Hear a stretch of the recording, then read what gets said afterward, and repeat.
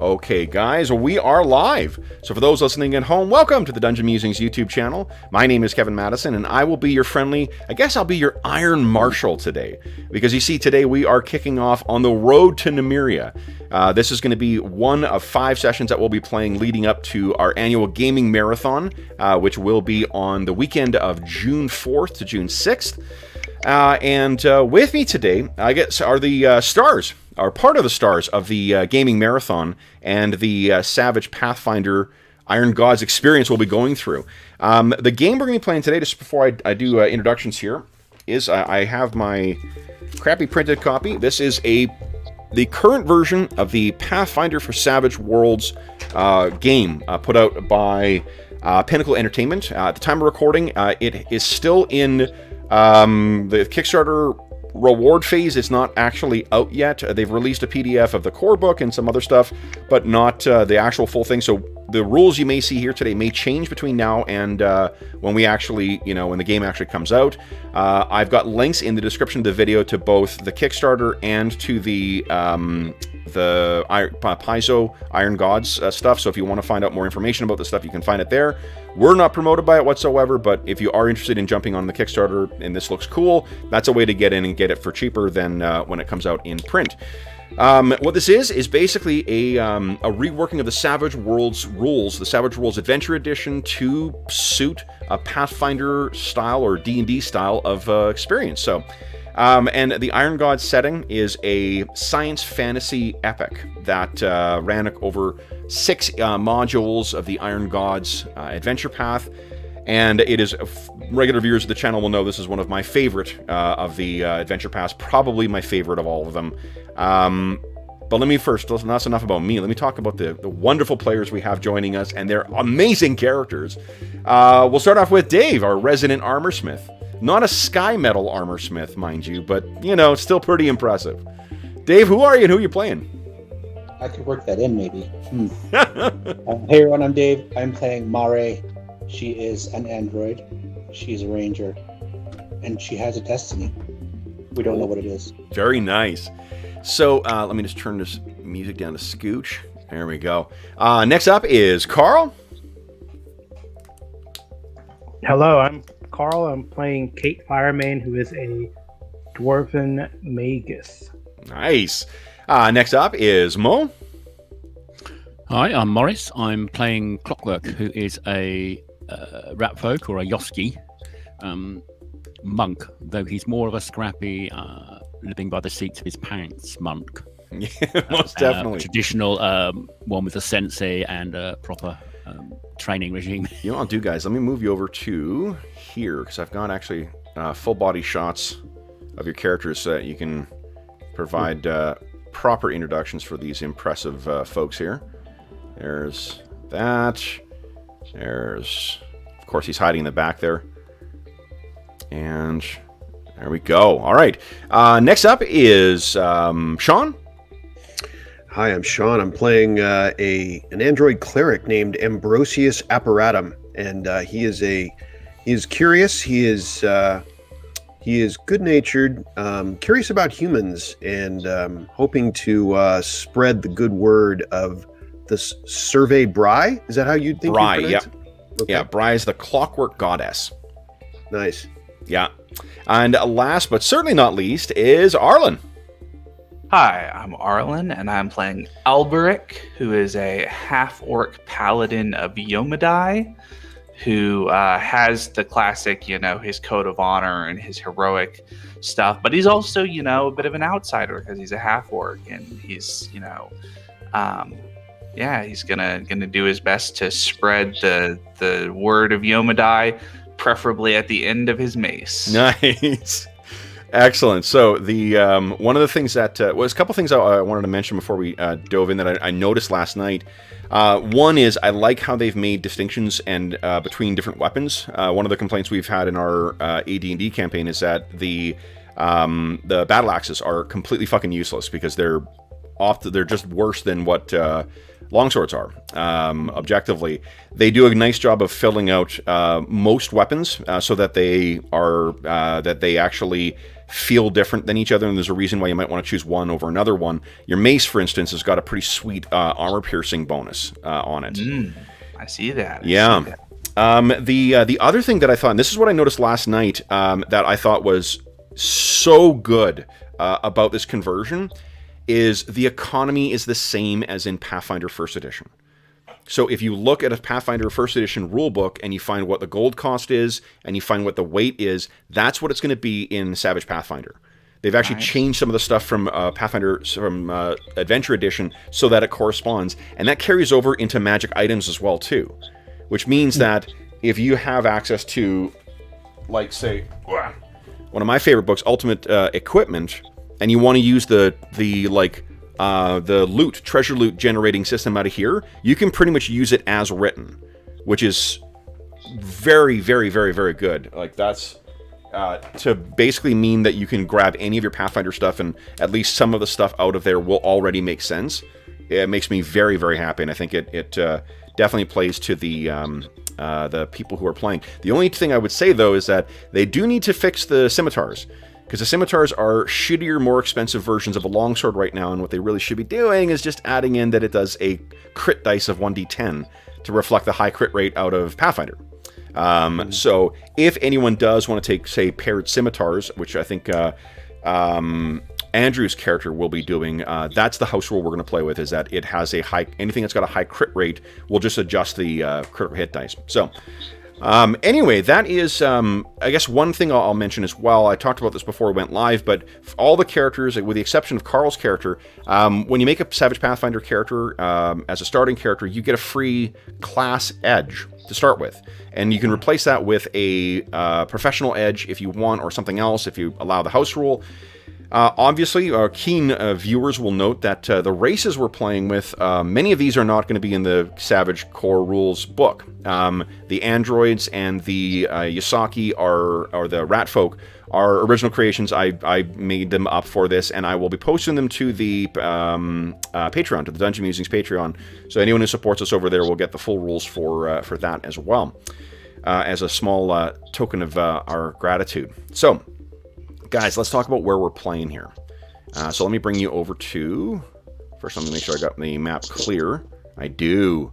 All right, let me bring you over to the town of Torch.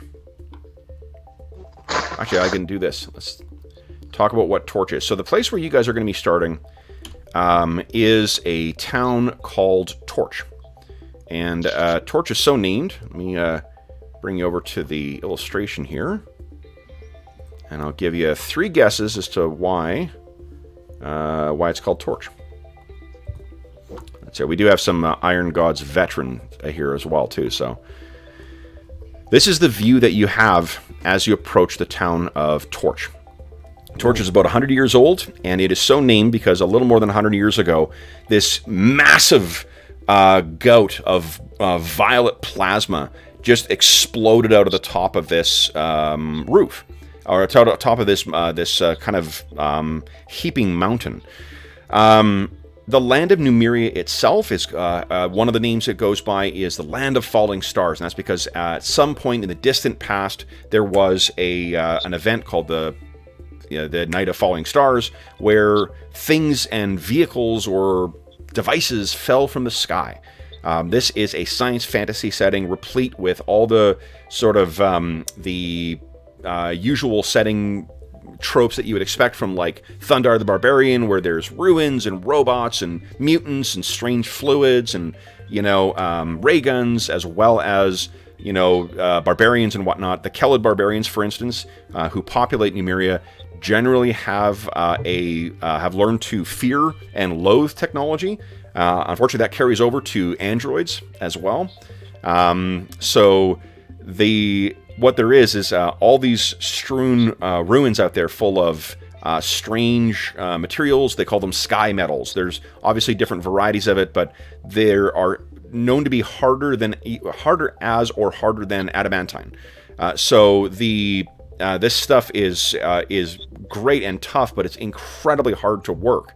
It's so tough. Like, how do you possibly forge this stuff? And this is where Torch comes in. Torch is a place where, because of that massive gout of insanely hot plasma, you can actually forge the sky metal there. In addition, there's a weird phenomenon where, like, right around it, unless the torch itself is flaring, it's safe to really kind of get up and get access to it. There's a weird safe zone around it. So there was a whole community that was built partly by a dwarf named Dolga Fredert, who pioneered this idea, and this started becoming the place where people would bring sky metal to come and trade it for some coin. They would forge it here, and they would go out elsewhere into the world. You know, a strange and unusual version, as valuable as what adamantine is, a version of a tough material. And then, of course, there's there's other things that have gone on here because of the, we talked before we went live, there's a crusade to the north of Numeria against a region known as the Demon Wound. That's where your family would have come from, or at least part of your family, Albrecht, and perhaps ended up. But as a result of that, there you've got crusaders that are moving across, and in one point they're across the region. And then at one point there is also a fort for leading people across. Let me bring you to a really awesome map of... where is it? Where is it? Let's see, where did I put it? Nope, that's not the one I want. Is this the one? Nope. Not that, not that. I think I got this a handout. Let me share it with you.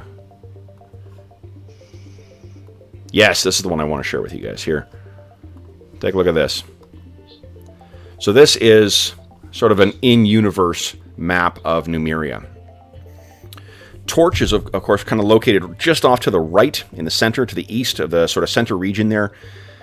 Some of the things I want to point out to you are the town, or the city of Starfall, and the Silver Mount to the north there. That is the center of sort of Kelid domination. It is the place where the Black Sovereign lives, Kevoth Cool, who is sort of like a corrupted Conan type character. If you click on it, it'll get bigger for you and should fill up your screen. No, I've got it big. I'm trying to read whatever gray something, or what the middle letter is. Greymoor. Okay, Greymoor. Yeah. So Greymoor, yeah, because of obviously the Numeria is replete with lots of Easter eggs and sort of homages and whatnot, and Greymoor is obviously a homage to both Greyhawk and Blackmoor.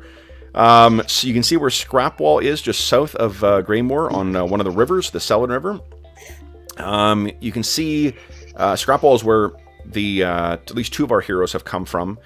There is also a scar that runs across the length of Numeria there, which is called the First Blade's Path. The local Kelids worship a god called Gorum, a god of steel and battle and war. I don't know where they would have gotten that idea from, but, you know. So it is a rent in the earth, like a massive chasm that runs almost the entire length of Numeria. Other sort of notable things, there's a Hadrothakados is to the south, and one of the things that is notable about Hadrothakados is that it is largely free of the influence of one of the most powerful and sinister organizations in Numeria, and that is the Technic League. The Technic League are a bunch of techno-sorcerers who basically have cornered the market on recovering sky people technology. They try and recover as much as they can. They make they have a unique way of combining magic and technology. They also are served by these incredibly powerful metal things that, you know, the thinking machines that are armed with weapons that are unlike anything else that's ever been seen in Golarion, at least since the Night of Falling Stars. And it's said, though the Black Sovereign is supposed to be the actual, ruler of all of Numeria, they say that he just sort of spends all his days drinking the strange concoctions and bizarre Numerian fluids that are provided to him by the Technic League, and that they are the true masters. The way that they pursue any kind of rogue technology, the way that they oppose any kind of independent research, the way that they track down and murder rogues and renegades from the Technic League, tells you that they are most likely the ones that are really in charge here. Torch, because it's not really that important, because it's very difficult to get to due to the location, it's largely able to operate. It's only once a year that the Technic League bothers to stop by. So for things like androids or other kind of technical renegades, it's a good place to sort of hide. And Hajo Thakados is a terrific place because it's so far away that the Technic League, so far away from Starfall, that the Technic League really doesn't have as much of a sway there. So if you guys can think of a more like free and and welcoming kind of city, a place you can go and actually not worry too much about being ratted out or whatnot by the secret police or something, Hajo Thakados is that place. And we talked about it before we went live, but Scrapwall is basically like, it's Mad Max Fury Road, but a city. It is rival gangs, it is warlords, it is bizarre faiths, it is surviving on what you can in a city-sized scrapyard. So, let's talk about where you are now. Let me bring you over to the town of Torch. So, where we are opening up, guys, is the lot of you guys have either come to or you have grown up in and live in Torch. In the center of the screen there, you can see where the city gets its name from. That's where the torch is. I'm just going to point out a couple of other really key features here. One of them is the Crowfall Palace. So there is a big pool of water that comes out here called the Weeping Pond that leads down to basically what is the drinking water. Like a lot of places in Numeria, the water that comes out of this is insanely polluted. It can make you very sick to drink the stuff. However, a relatively recent arrival, whose name is, I think it's no, it's not. Hold on, let me double check here. Whose name is Jeffrey. No. Connor Bain. Connor is sort of a local, like a bit of a technological, maybe let me do this. I got a whole page set for this. There we go, guys. Connor is so here's Connor right here. Connor's sort of one of the local, inventors and handyman. He's someone who knows something about the sky metal. For game purposes, what we're going to do is when you guys, we're using some of the rules out of Savage Rifts for like ancient tech malfunctioning, and trying to figure it out is going to be taking the lowest of either your repair or your academics. So if your character wants to get really good at like figuring out and using to repair sky tech, you just need to use your repair skill. But to figure out what the fuck it is and how to use it, you're going to need to use the lower of those two stats. So I think that all of you guys are not great at it right now. Connor Bain is one of the people who is exceptionally good at it, and he built the Crowfall Palace. And what it does is it purifies the water. It is a cobbled together, kludged together, thing. It doesn't. It does require a lot of regular maintenance and whatnot, and sometimes requires people to go out and get different things to keep it moving. That's one of the more important things in town. I mentioned before we went live Joram Kite. This is the local priest of Bry. That is likely who you've been studying with, Ambrosius. I mentioned Dolga Frederick before we went live as well. Dolga is one of the founding members of the Torch community. And Kate, I mentioned before we went live that you likely have some kind of connection to Dolga. Val Bain is included here. Val is the adopted daughter of Connor. So she was a Kelid woman whose family was killed in some kind of horrible accident, and he has adopted her. Garmin Ulreth runs a gambling establishment called Silver Disc Hall. The currency in the Iron Kingdoms, or Iron Kingdoms in the in Numeria, are these really like these. They look like coins that feel a little bit lighter. They're very tough, and they have these strange etchings on them. So they're used as the currency. Silverdesk Hall, Garmin Ulreth runs it, and there's a group of thugs and criminals that operate in Torch called the Rope Fists, and they seem to be working for him. Anyone in the know with any kind of connection with the underworld would know that. The other things, I don't think we need to introduce any. Oh, Sam Tret is a incredibly. He's a traveling salesman. Every time I've started running this campaign, I've always described Connor Bain as being played by Liam Neeson in the film version of our campaign, and Sam Tret is played by Paul Rudd, because he's just a very likable dude. He seems to know an awful lot, and if you have difficulty identifying Numerian technology, he's a great asset if he happens to be in town to help you figure out what something is and allow you to make use of it.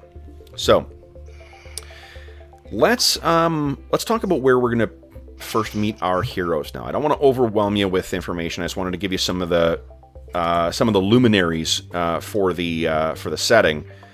Let's talk about where we find our heroes. Now, before we started, we talked about how we thought Alberic and Clockwork are originally from Scrapwall.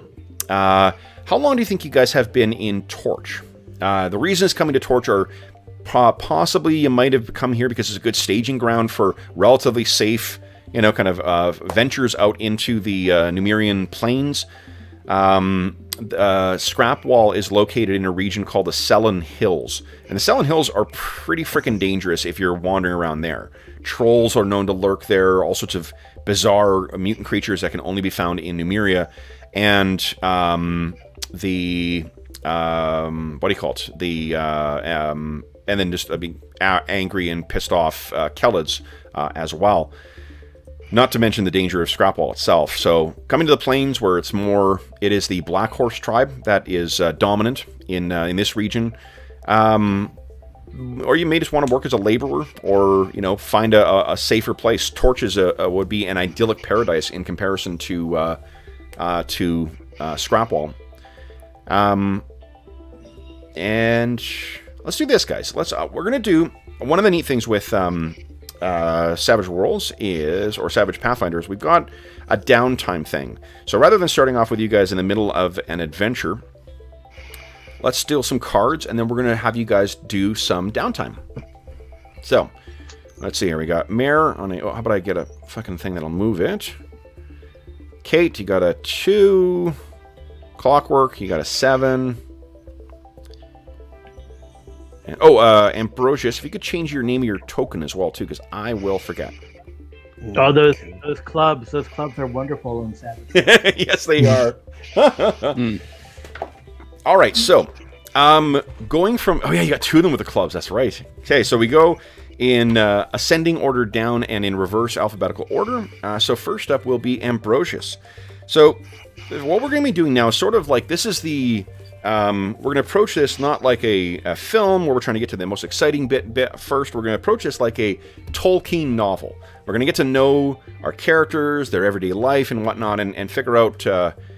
what's been going on with them before we throw them into the pit of hell. So, do we have enough time for that today, Kev? Yeah. Do we for Tolkien? I know. Yeah. My character is 62 years old. That's a long time to get backstory. So for downtime, guys, here's what you can spend. This is going to reflect the sort of everyday, what your everyday life has been in Torch for the time that you have been here. And in the course of that, you can also let me know what... the only token you can see is Kate Fireman. Oh! Right, hold up. Because I'm a dummy. Let me adjust this here. Roll 20, you got to do things one at a time. Yeah, it's... let's see here. Freaking hell. So is it that you can't see the tokens, or you can't see the information on them? The name. The name of the token. Yeah, there's like a... Oh, yeah. Okay, hold up. You can't just select them all and say, show everyone. Yeah, it's... Here we go. There we go. Arlen, since you have an N with Roll 20 now, you need to tell him to... An N with Roll 20. Okay, so Arlen's our direct link to Roll 20. Yeah. It's so sweet. I know when I play a Jackals game, when I start up my Jackals game, I can select the Arlen Walker version of the Jackals. Yep. That's pretty awesome. Hey, can everyone see Can you Ambrosius's? make one for Auction Cthulhu? All right, can everyone see everyone's names on the tokens now? Yes. Yep. Outstanding. All right, so here's what you guys can do for your downtime is let's see, you can choose to carouse, which is blown a little bit of money to basically build up a favor. So you'll need to have a favor that will come up that you can then call on. You can center yourself, which is you take a week to basically relax and enjoy yourself, and it grants you 1 point of conviction. Conviction is a special narrative meta currency you can spend to add 1d6 to the results of your roll. You can earn, you can do odd jobs, or if you've got a skill like perform or something like that, to earn some cash. And it'll earn you 100 GP if you're successful at your rank. You can enchant something, but none of you guys are seasoned rank, so you can't learn the Artificer Edge yet anyway, so I'm just being mean. You can train. What this does is, if you are successful, you gain a focus. It gives you a free reroll that you can use on one of your skills. The skill that you're training. You can research, which will give you information. Let's see here.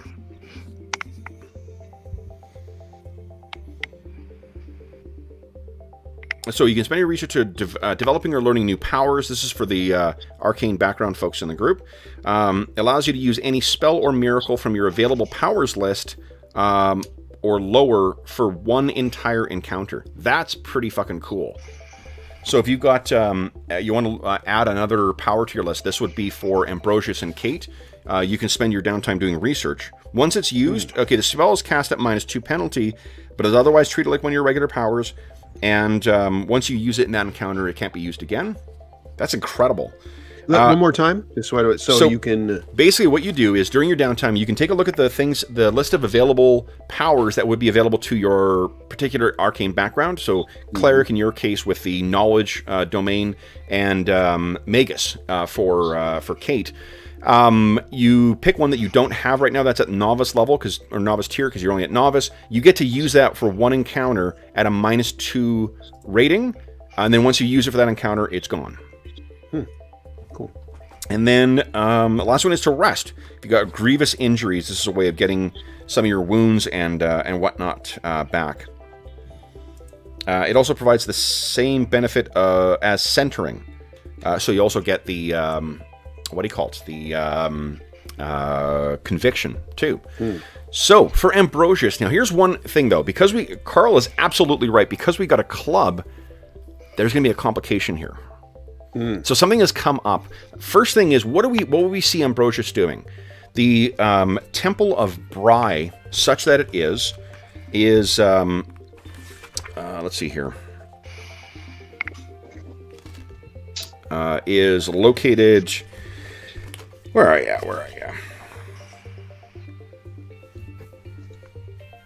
Temple of Bry at 17. I'm going to see if between now and next session, I'm going to see if I can get the numbered version loaded in here too. Because it's, I don't know why I put this version in here. So 17 is right about here. See this big structure right here? Mm-hmm. So there's another acolyte named Joseph who is there as well. The Temple of Bry, because let's see if I can. Her sort of holy symbol is like a porcelain face of white and brass and some copper, and it looks like.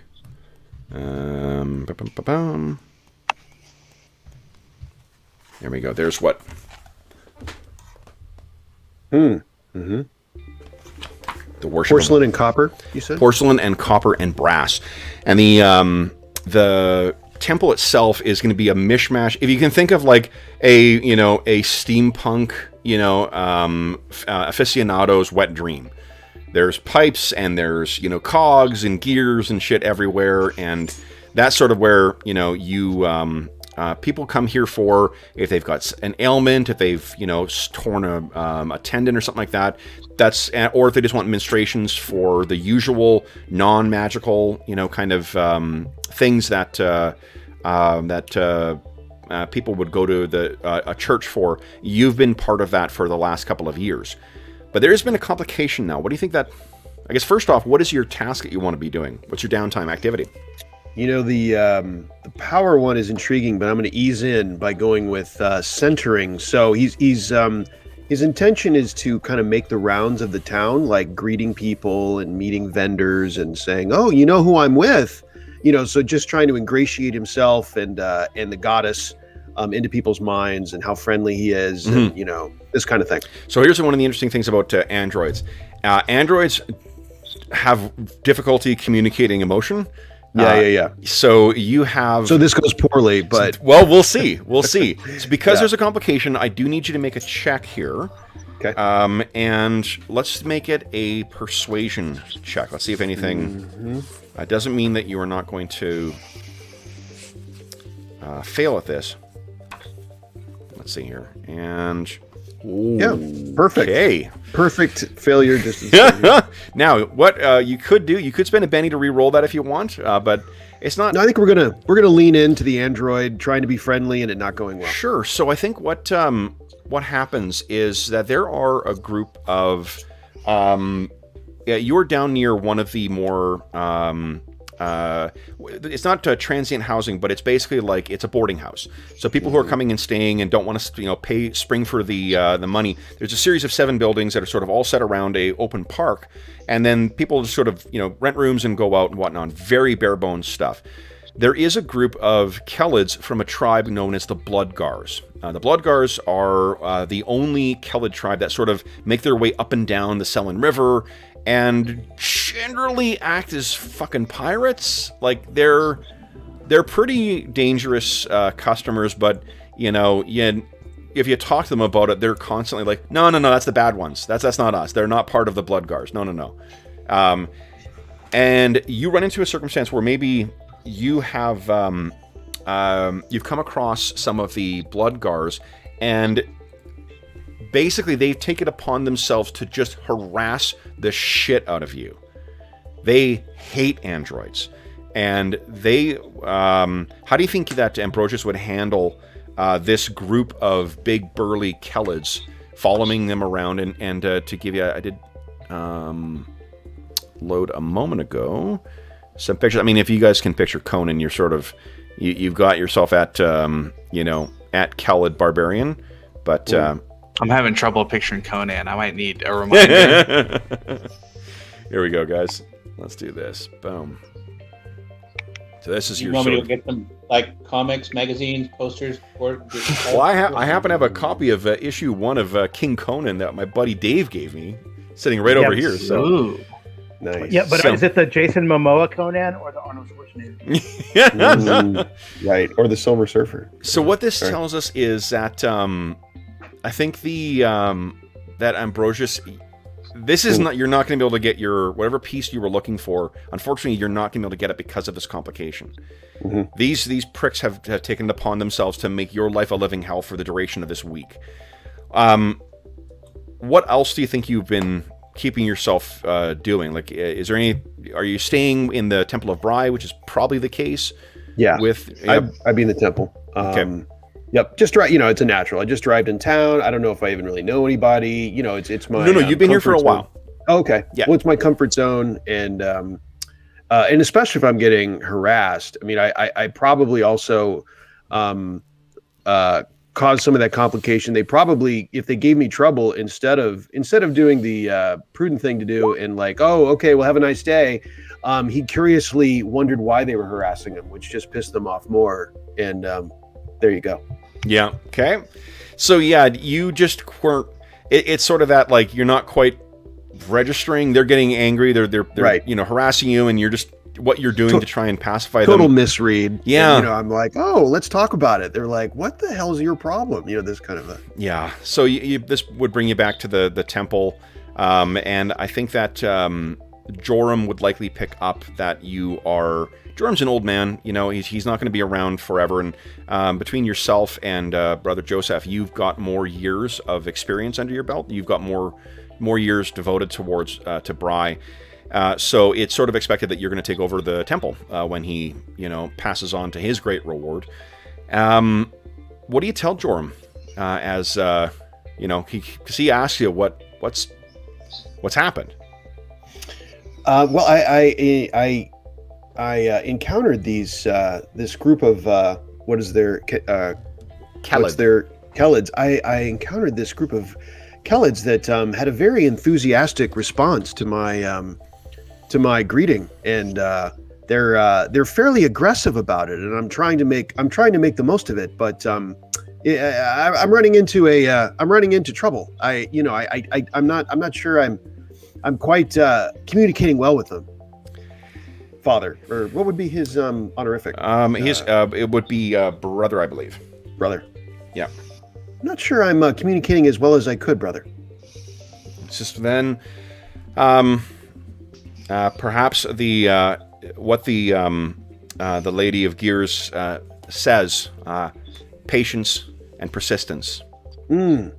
I devote myself. I won't stop. I'll keep at them. Indeed, perhaps time to reconsider. And I think I would like a drink. To the Foundry Tavern? Off we go. All right. Next up will be Alberic. Or Alberic.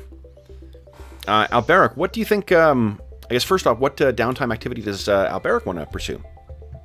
I think he hasn't been in Torch for that long, because he's only 19, right? So he wouldn't have had a whole lot of opportunity to leave home. I was kind of picturing that you and like Alberic and Clockwork, you actually might be staying in that housing too, because you guys aren't. Yeah, that makes perfect sense. So you may have seen this shit go down with Ambrosius. How does Alberic feel about bullies? He is definitely not a fan of bullies, and he's kind of got a kind of complicated thing with the Kelids, because he respects their strength, and he feels like his sort of goal in some ways is to pass on the kind of teachings of Yomadai and all of that sort of stuff to them, because they're sort of the people of this region. Yep. But he also knows that they can be, colossal dicks, so that doesn't help, and they don't like strange travelers arriving in their settlements trying to preach the word of some god that they don't care about. So there's a weird tension with the orcs. There is an orcish nation that is very, very close to this as well, which is why there's so many half orcs in Numeria. Mm-hmm. And the for half orcs are, even though there's tons of orcs and there's tons of Kellas as well, half orcs still suffer the same sort of you're part of the enemy kind of thing, even though there's not an active war necessarily between the orcs and the humans, or the orcs and the androids, or the orcs and the rat folk. So so what do you think his downtime should be? I think he's just gonna earn. I think he's working sort of as a almost as a laborer, kind of trying to, he's still young, so he's not really worried about it's not like, well, I got to make the most of my time. It's sort of like, okay, well, I'll build up some money. Yeah. I'll be able to, ingratiate myself with the local church with, donations, or with helping out with them and all that sort of stuff. And that way I'll be able to, work on getting to, because he sort of comports himself as a paladin, but I don't think anybody else would call him a paladin yet. They just see him as kind of a big orc with a mace. Okay. Or a big half orc. So what he'll be doing, Alberic, is likely going to be working as one of the laborers that's bringing sky metal. One of the grunt tasks that needs to happen is bringing shit up the mount so it can be forged. Alberic, why don't you give us a athletics check, please? All right. Nice. All right. Success. So over the course of the week, you're going to add 100 GP to your... you didn't get a raise on it, but all right. So, and it's and no failure. So, like, you're not suffering any fatigue or anything like that. It's just good, honest work for you. Yeah. Now, Clockwork, while your traveling companion Alberic has been working as a as a laborer. First off, what do you think you're doing with your downtime? And secondly, what do you think the challenge is that has come up?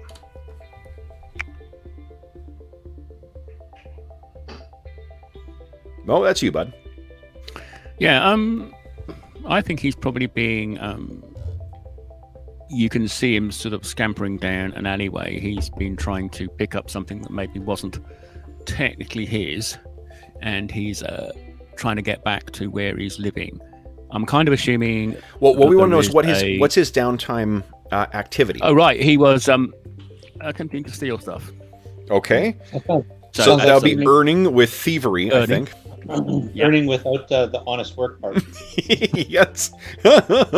All right, so you're earning with thievery, and the challenge. So why don't we do this? We'll first do your challenge roll. I think if it's to not get caught, it's probably going to be a stealth at -2. Okay, so stealth at -2. Okay. I love this dynamic between Clockwork and Alberic already. Fantastic.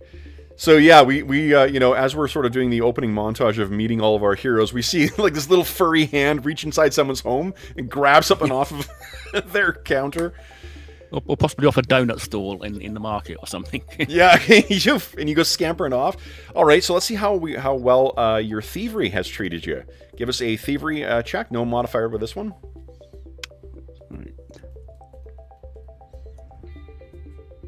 Ooh, a 4. Okay, success. So you earned 100 GP for your week. So you've got that. Then let's see here. Then we see you sort of, Albrecht. You're coming back from the end of day, and is Clockwork open with his pilfering, or is he trying to hide it from Albrecht? He's probably trying to hide it. That's just the nature of the rat folk. Okay, so maybe why don't we do this? Let's have Albrecht give us a notice check, and Clockwork give us a thievery check. All right, notice. Okay, so we got thievery of 5, and ooh, so Albrecht, you get home. I think Clockwork, you're maybe, and like to give a size comparison, I think Albrecht is almost 6 feet tall, but he's like 200 and something, 260 pounds. Clockwork, on the other hand, is about 4 feet tall, and he's very, very light. Like I think he's like 70 pounds soaking wet. Clockwork is maybe in the corner, it's like a balled up, there's a bed in here, and then there's a balled up kind of, bit of sheets and stuff that he's been sleeping on. And you're sort of studying your newest belongings or newest treasures. Albrecht comes walking in, and he catches you fumbling and trying to like hide everything beneath your little mound, and you give him the guiltiest look that you possibly can. So we see you looking over, and Clockwork has this sort of, kid with the hand in the cookie jar look on his face. And how do you guys respectively react? So Albert probably had some awareness of this going on. It may have even caught him at it before as part of it. So he'll kind of come over and say, friend, your new belongings. Mm-hmm. Were they earned with honest labor? His nose kind of twitches.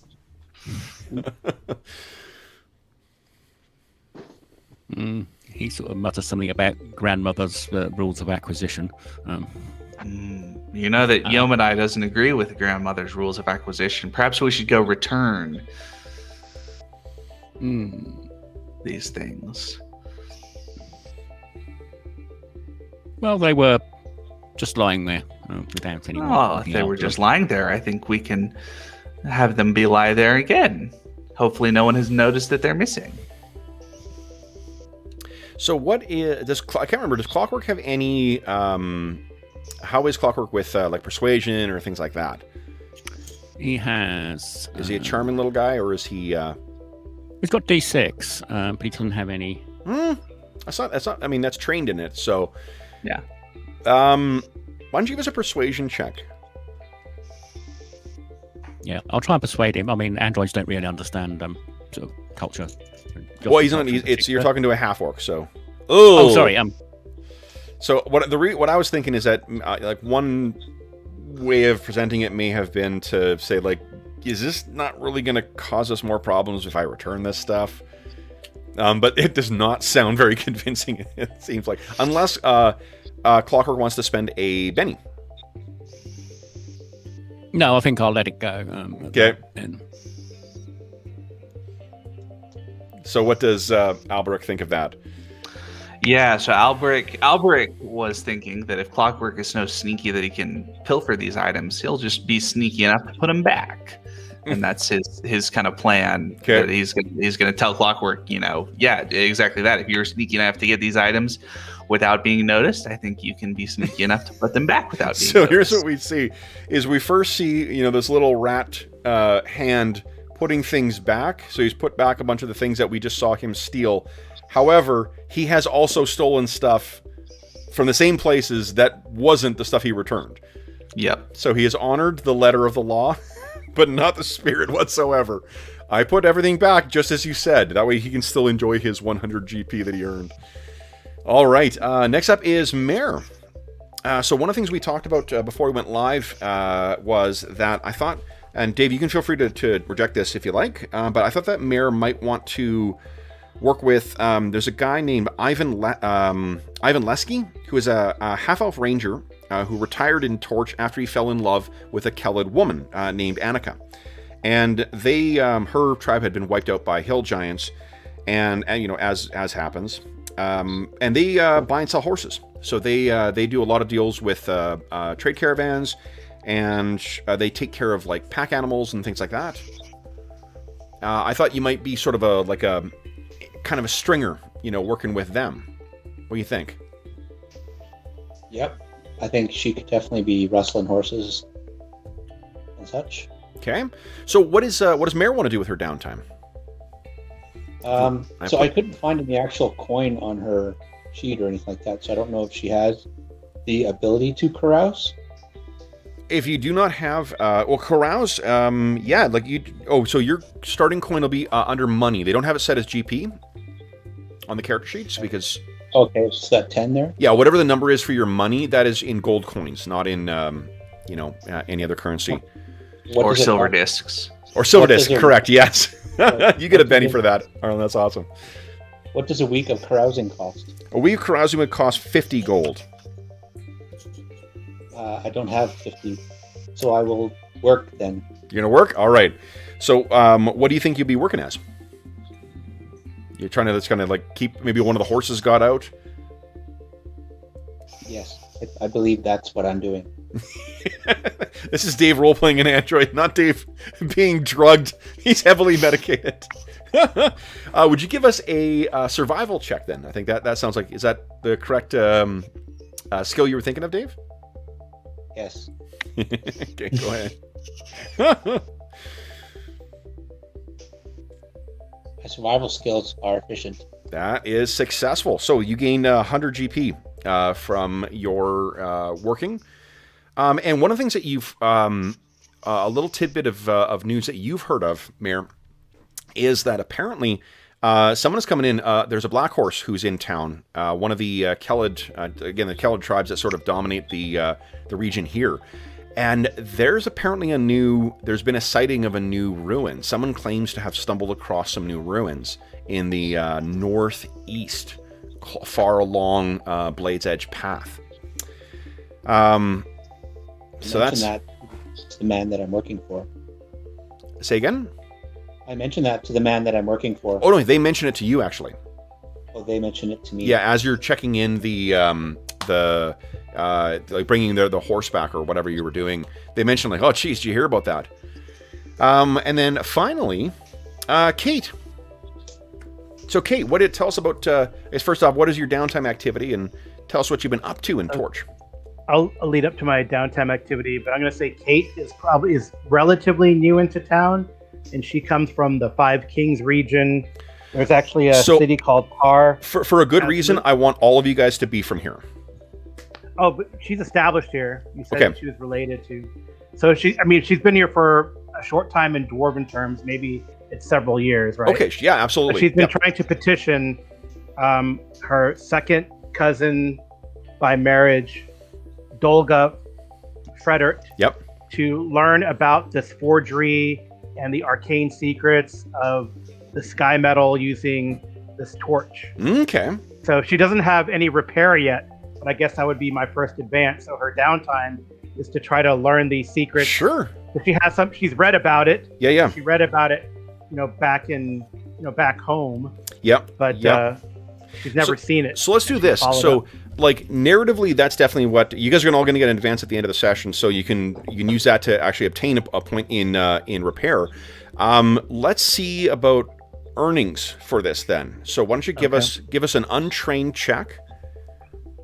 Yeah, she's not going to be very good at it. I'll give you +1 to the untrained check because we'll assume that someone is supporting you. They're not just asking you to go and ruin a batch of sky metal. Okay. So an untrained. Oh, hey. Fucking nice one. So it turns out you're pretty good at this stuff. I'm natural. Yeah. So you're going to earn 100 GP for your troubles. Okay. So then, guys, let's talk about connections between the characters. So we got 2 androids who are in town. We know what Alberic and Clockwork are up to. And what about Kate, Ambrosius, and Mare? Do you guys think you have come across each other yet? I think because the half orc is Albrecht is doing like labor. He might be, hauling. What was the exact nature of your labor? Was it just I think hauling sky metal up to the torch. So for sure you're hauling slate and sky metal and things for forging and foundry, and Kate has definitely probably seen him. Probably there's some connection because they both have a good martial prowess and like things that smash. She uses a maul, right? Mm-hmm. So he uses a mace. Mm-hmm. So she probably knows him and sees him, and So to help with the androids, in the demographics of Torch are such that of the 4,300 people that live here, only 10 are androids. Mm. Yeah, so I was going to ask that. Yeah, so I suspect and of that 3,100, almost 3,200 are humans. There's about 500 dwarves, about 400 half-orcs, 168 gnomes, 32 half-elves, 28 halflings, 25 elves, and 10 androids. Wow. And so I think Kate has probably also, although she probably worships Torag, since most dwarves do, this other goddess who is a goddess of things that she's interested in. She may have gone to the temple and seen at least Ambrosius. Yep. And of course she sees him as a curiosity, and but hopefully he's not offended initially until she gets to know him. Yeah. But then realizing he's sentient and not a machine, but like a thinking, living, independent machine, not some sort of just robot. Mm-hmm. Not some sort of construct. I think Ambrosius very apologetic. Appreciates Kate's curiosity and matches it. So it's a contest of curiosity. So I'm trying to ask more questions than you are. So as we're walking into the Foundry Tavern, which is one of the it's actually a establishment that adjoins onto Connor Bain's kind of workshop. The Foundry Tavern is sort of, there's another place in town that's a little more styed, and there's of course the Silver Disc Hall, which if you're a degenerate gambler or you want to get into the seedier side, you can go there. Clockwork. Yeah. There's also, I guess that's where Mare wants to go carouse.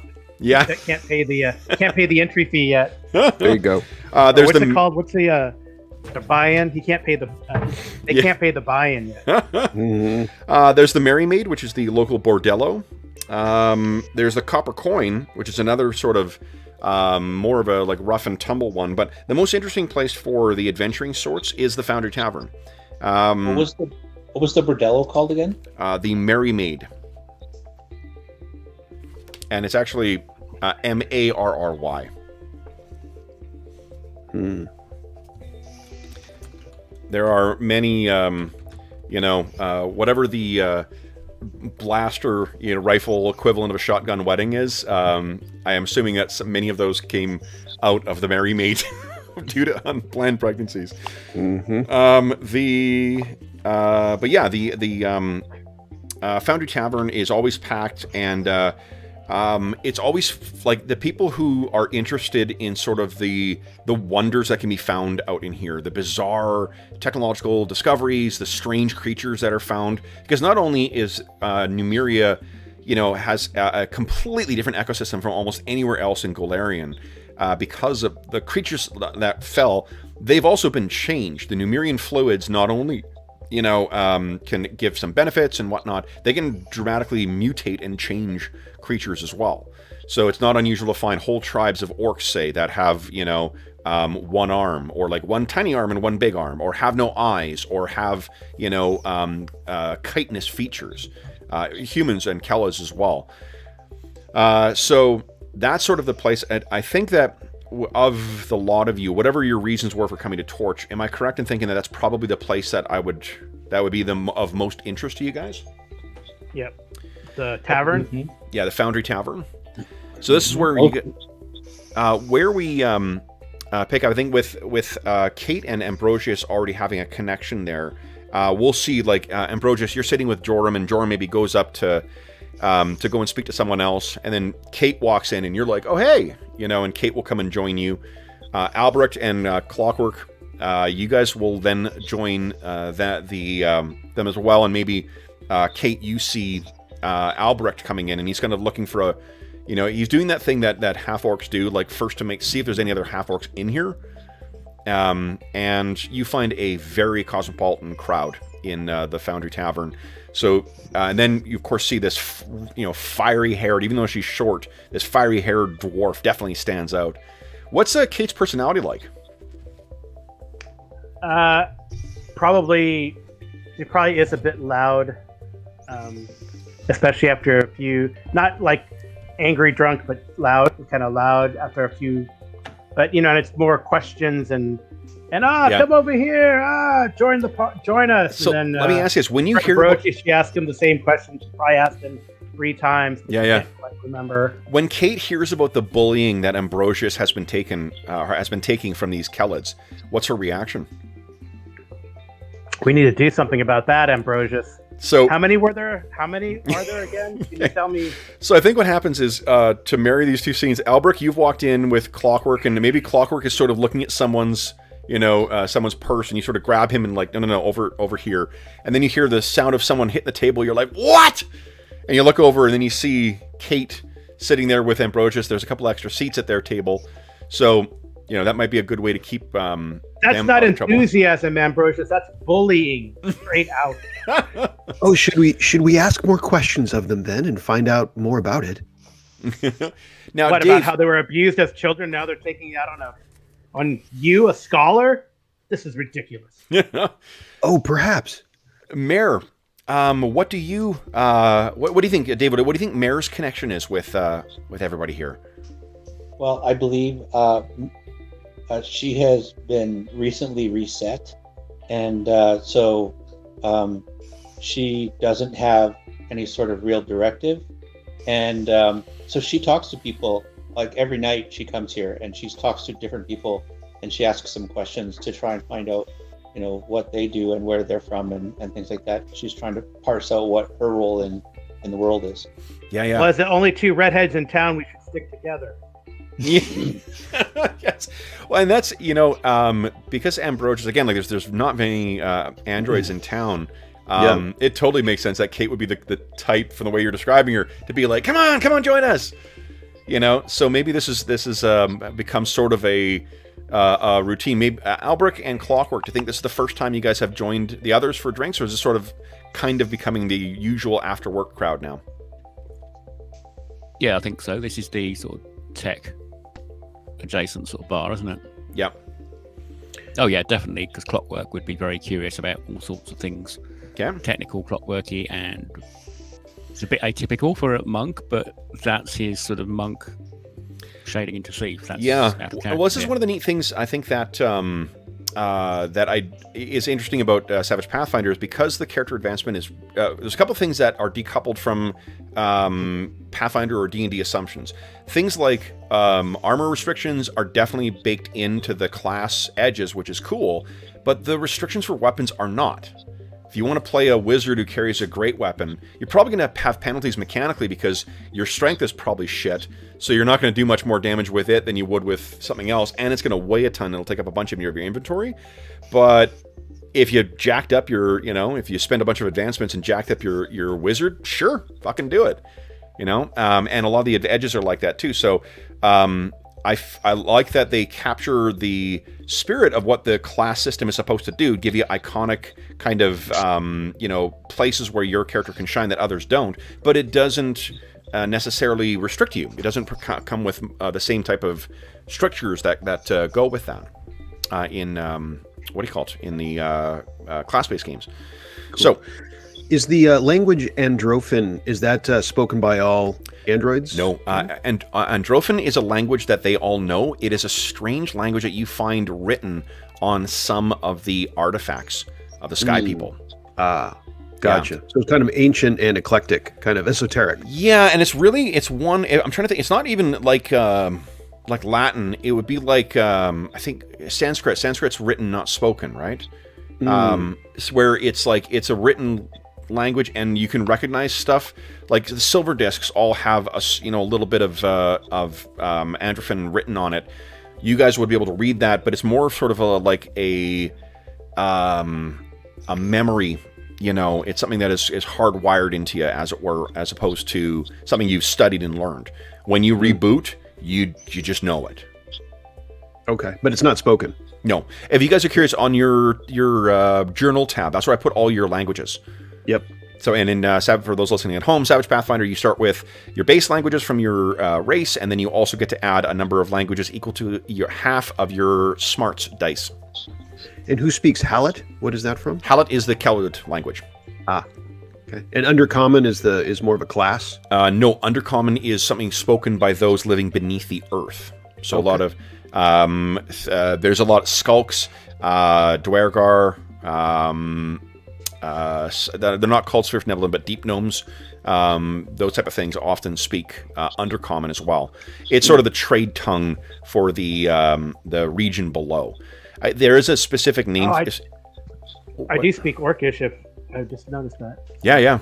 A lot of you guys will speak Orcish, and a lot of you guys will speak Hallett, just because it's the common language you guys would get. The Ratfolk don't have their own language. They just speak Common, but you would have other languages as well. So, Mayor, it sounds like you're the last of the table here. What do you guys? What do you have to say? Kate seems to be worked up over something that Ambrosius has told her. Yeah, she walks over and sits down next to Kate and looks over and goes, "I'm Mare, similar to Mary, like the Merry Maid, but not Mary. What's your name?" So I'm Kate. I love your hair. It's red. Yes. What do you do in life?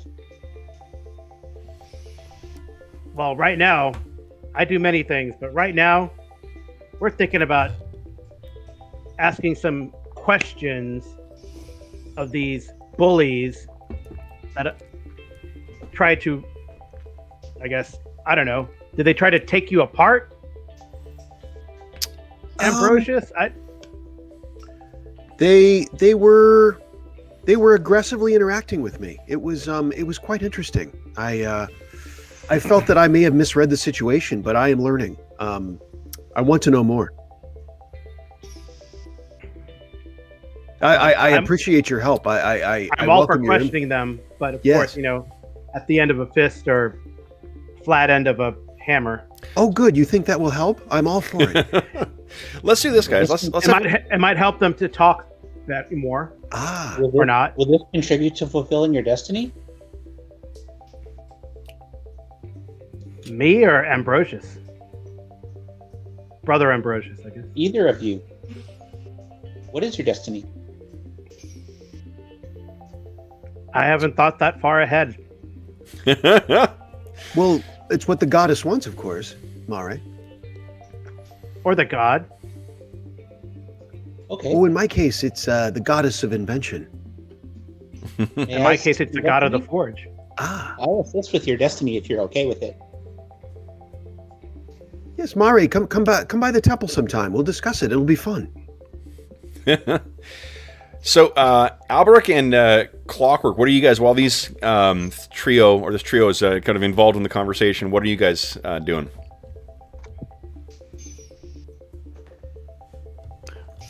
Well, So I I'm think probably sticking we're on probably not as involved in the conversation because Albert keeps looking over and keeping an eye on Clockwork, and Clockwork keeps keeping an eye on everybody else in the tavern for easy marks and things like that. Albert will every once in a while he'll sort of slam down his mug to make Clockwork jump as he wasn't paying attention to the table. Look at him, and just For Clockwork's size too, he's probably about like up here, looking around on the table too. So it's not like he's sitting up with everyone else. Yeah. Well, I assume they have like high chairs or like those high bar stools and maybe a couple of cushions. So he's like not like that. And how many of Clockwork's kind are there around town? Are there This is common? Ratfolk are more common to the east. Scrapwall is rife with them. So pretty rare here. Very rare here. Yeah, there's no there's no Ratfolk community here. Yeah, because otherwise he probably would be living with them. Yeah, if there was a community. And Ratfolk are they are another one of these sort of like put upon peoples in here too. There's a lot of all the associations you can assume with rats and vermin and stuff like that sort of carry over to rat folk in a lot of cases, except for individuals who prove themselves otherwise. So, but what would an android drink, you think? Oh, you're so human. Like you're still a living thing as well too. Like you're not. If you get stabbed, you die. If you were suffocated, you'll die. It's just that you're. It's sort of like the way I picture it at least is sort of like an Aliens style thing, like different blood. When you activate your nanites will sometimes flare as well too. You can obviously change that if you want the nanite kind of etching, the circuitry etching on your body to be more visible more often. You can do that, but some androids, for instance, are able to conceal themselves among the Kellids.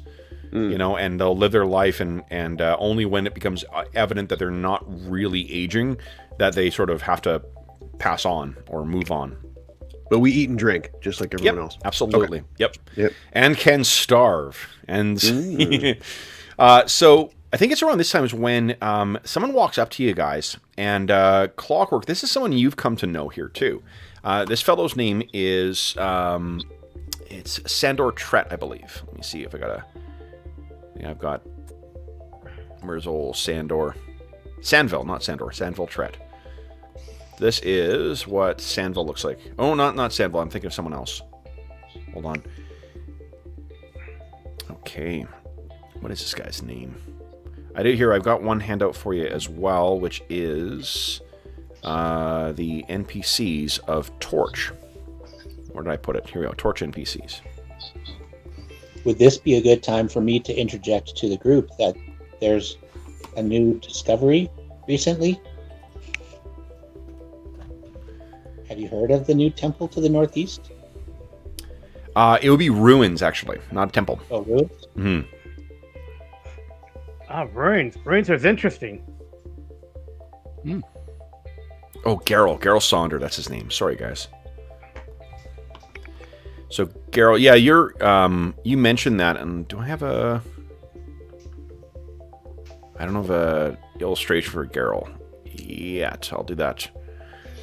Geralt's a young man, dark hair, and you found, I think that just Clockwork, by virtue of sort of running in the groups that you sort of run in, the more ne'er-do-well types, Geralt has sort of recognized you as one of his own. Clockwork, why don't you give us a common knowledge roll? See what you've picked up about town. Ooh.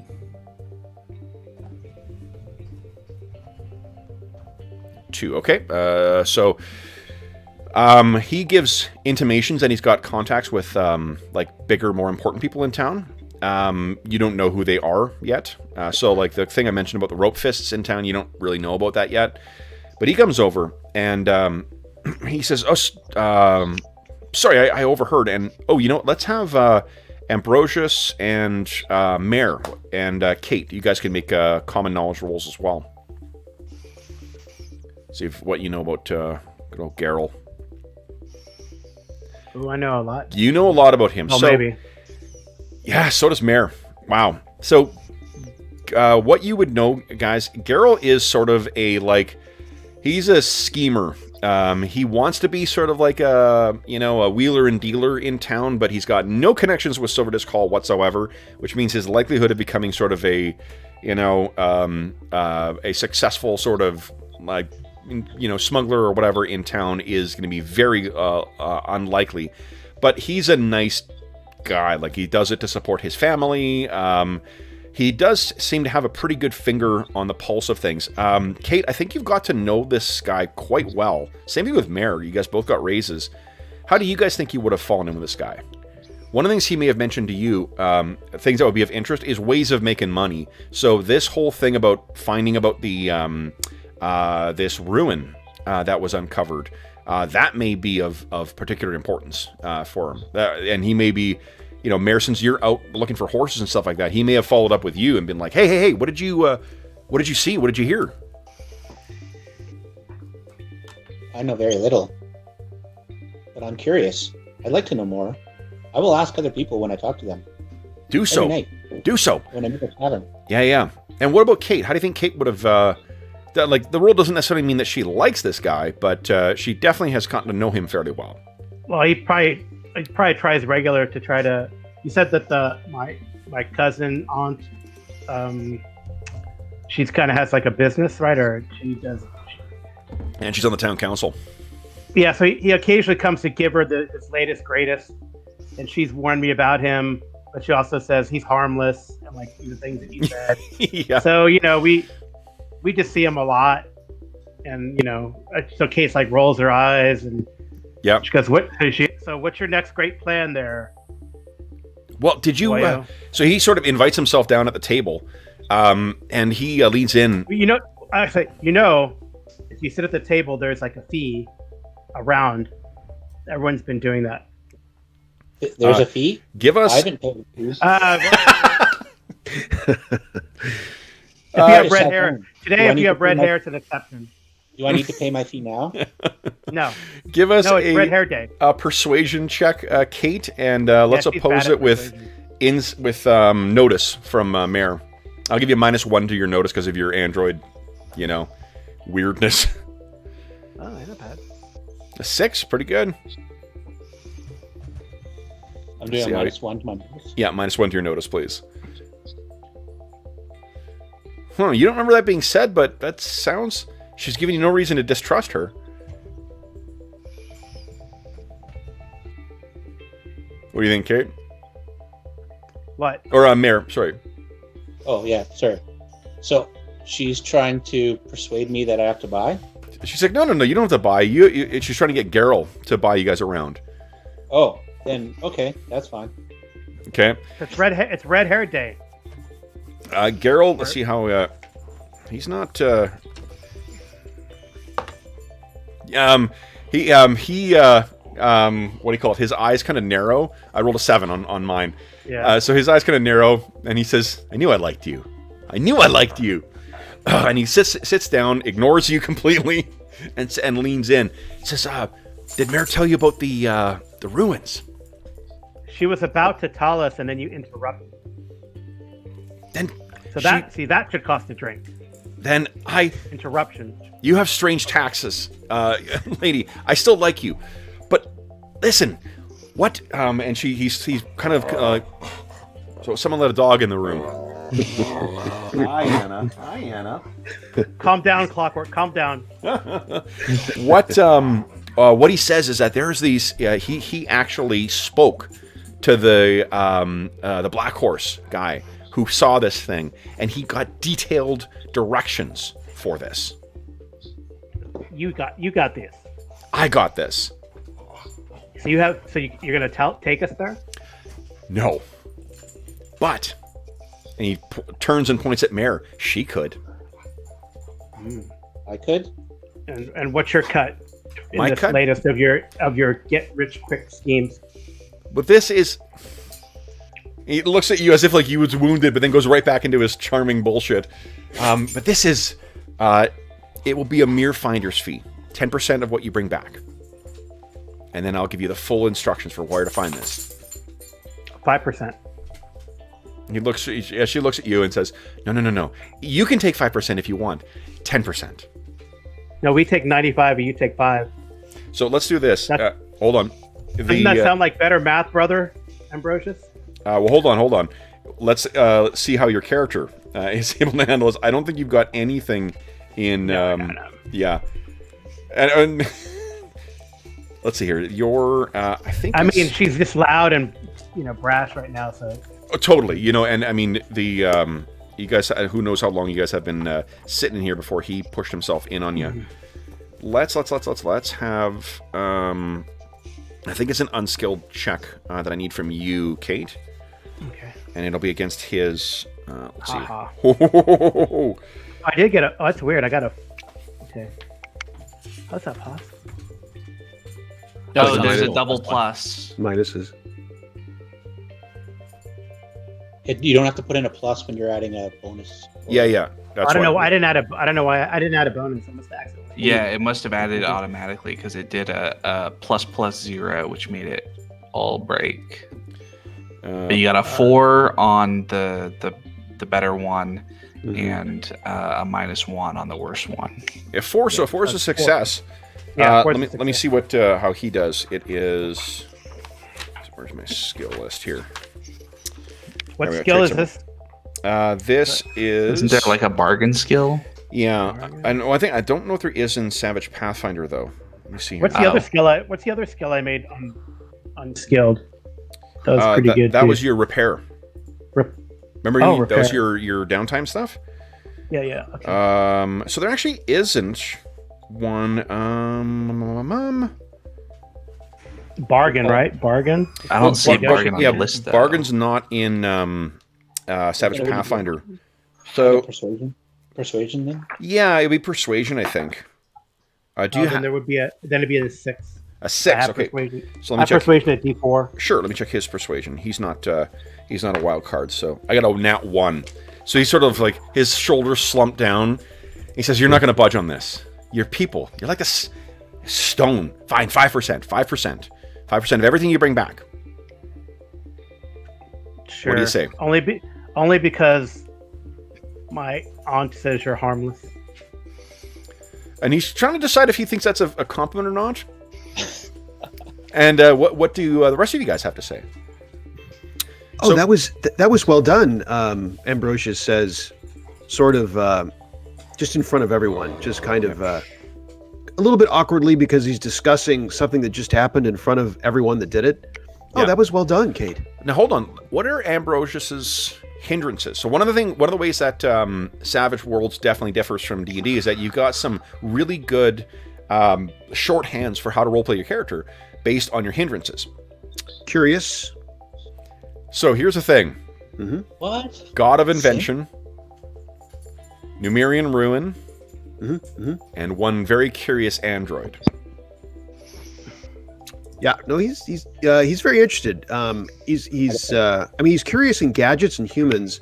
So he says, "Oh yeah, that was quite." So let's just hold on. Mm-hmm. To avoid semantics on it, hindrances are things that get you guys in trouble. That's the thing that makes Savage Worlds interesting. Mm-hmm. So it is the curiosity that killed the cat. It's not like I like learning about people.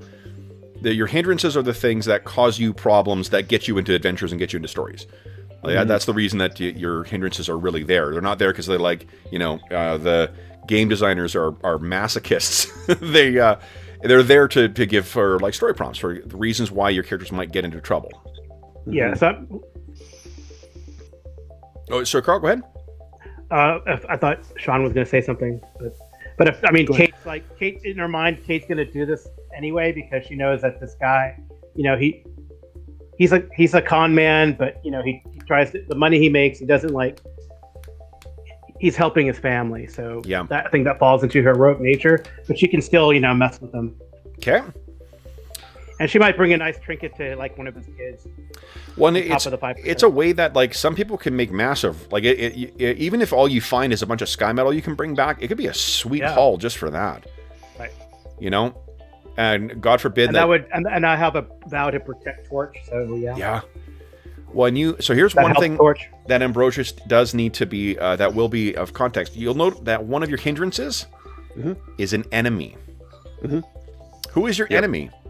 Technique League. So the Technic League, which is the evil, science wizards out of Starfall, you have gotten on their shit list somehow. They just want to melt you down for parts. Well, and if they get access to this stuff to this set of ruins, and they scour it, it will just add to their power. Plus, there may be androids in there as well. Well, this sounds most promising. And Kate, you've negotiated it quite successfully, so it would seem we should depart. Who's going? Well, Alberic and Clockwork, what do you guys think? Well, you can see Clockwork's ears sort of twitch because he is also compulsive and inquisitive. So he sort of really perks up and says, "Oh, always interesting to discover new things hidden." And you can almost see him. Maybe Mare sort of jerks like, Yeah, Jesus, just a that thing cartoon. talks. You can probably see the dollar signs in his eyes. Okay. What about Alberic? So Alberic will he'll sort of stand up and say, "Yes, I think it is best that we, not now, but in the morning, first light, shall we head out and see what we can see," and making no effort to lower his voice or try to, prevent other people. And they'll say, "Geralt, how about I walk you out?" And they'll sort of put his arm around him and sort of steer him away so the others can discuss. Okay. And then while we're walking, as soon as we get outside, Alberic will sort of lower down and he'll say, you can have your full 10% out of my share. I don't want your family to go hungry." And he looks genuinely shocked and says, "Thank you. That's, of course, thank you. You're staying at you and your furry friend, you're staying at the boarding houses?" We are. Mm-hmm. I'll have something left for you tomorrow, and I'll arrange all the supplies you'll need. Excellent. Thank you. Then good. Thank you. And he sort of races off to go and harass someone else. Anything else you guys wish to have happen this evening? Well, Clockwork's going to say, well, if we're going to go delving into ancient tunnels, maybe we need to get some rope and climbing gear for. He looks at the big people. So what you guys are not exactly flush with cash right now. No, it's not true. You earned 100. Yeah. Yeah. Yeah. He says, well, you big people, maybe you don't climb as well as us folk. Yeah, I have something called an adventurer's kit on my sheet. I'm gonna guess that contains torches and rope and shit like that. So that's where it would be. Yeah, adventurer's kit is one of those signature Pathfinder things that just has your bunch of gear. I can tell you what's in there. Give me a sec here. Oh, adventurer's kit. Yeah, I see it. Yeah, it weighs 10 pounds, and I think there is a separate thing called a climber's kit, which has like pythons and crampons and such in it. So the adventurer's kit has backpack, bedroll, candle, chalk, extra clothing, flint and steel, grappling hook, bullseye lantern, small mirror, hemp rope, oil, shovel, soap, 3 torches, a water skin, a whetstone, and 1 week worth of meals. That only weighs 10 pounds? Wow. Yep. It's like the shitty versions you get, like, hey, it's an all-in-one camping kit, and like everything breaks if you look at it funny. Yeah. So, all right. So then, guys, with that, unless there's anything else you guys wish to do, we'll end our this scene on you guys toasting each other, and we can we take our mid-session break now. We're a little late, and then we will we'll pick up with you guys in the morning. We'll get you guys what exactly, tinfoil grappling hook. We'll get to whatever gear you guys may want. One of the nice things is if you happen to have a copy of the Pathfinder core book, all the prices out of there are identical to this as well too. So you can look and see if there's any extra gear you want to get. The prices and the weight are actually the same as well. The character sheet does track all of your encumbrance as well too. Yeah. So. Oh, cool. First edition Pathfinder, right? First edition Pathfinder, correct? Not PF2. Yeah, Kev. My character sheet has these alchemist fire things. Yep. But I don't have how many of them I've got. You see where it says shots? Oh, I see. That's how many I've got then. Yep. Okay. Exactly. All right, so guys, we're going to take a mid-session break, and then Steve the NPC says, damn, I'm late. Can you start over? Nice. All right, so we'll be back momentarily, folks. 5 minutes? How long? Yeah, just 5 minutes. Okay.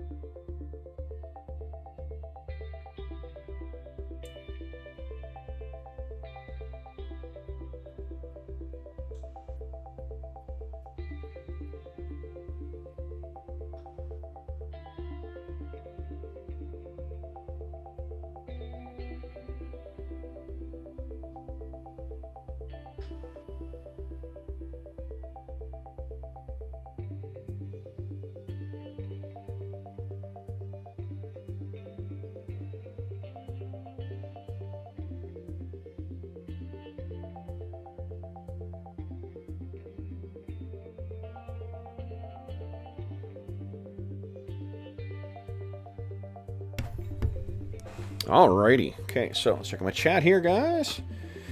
There we go. Dave, what's going on? Max, what's going on? Great prep work. Oh, thanks, Max.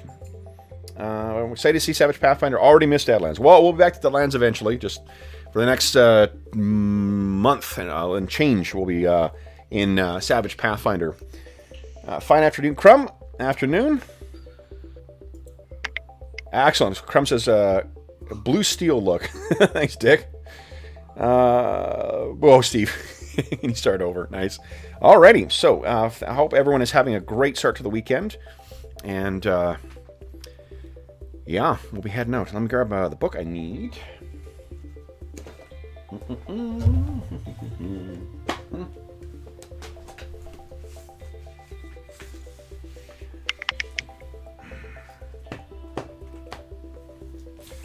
And as is usually my wont, I'm cobbling rules from a ton of different Pathfinder books, or Savage Worlds books. Let's see here. Okay, get rid of that. Get rid of that. Alrighty. So, let me bring you guys over here. We'll talk about traveling. I think what I'll do is I'm going to adjust the size of this thing, because this is a little tight.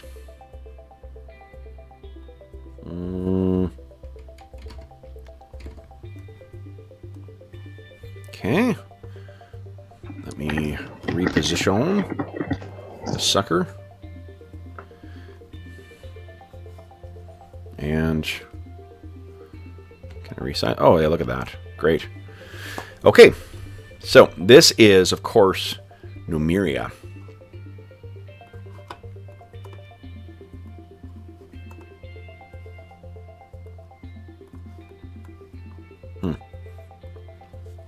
Okay, and here's our heroes. Mayor. Well, since you'll be setting out, let me switch to something different here as well. There we go.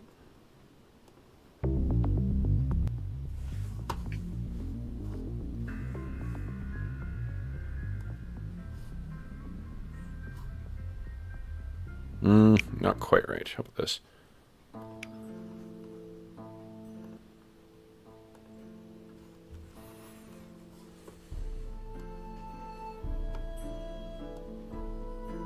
Okay. So, everyone will get a Benny as well, too.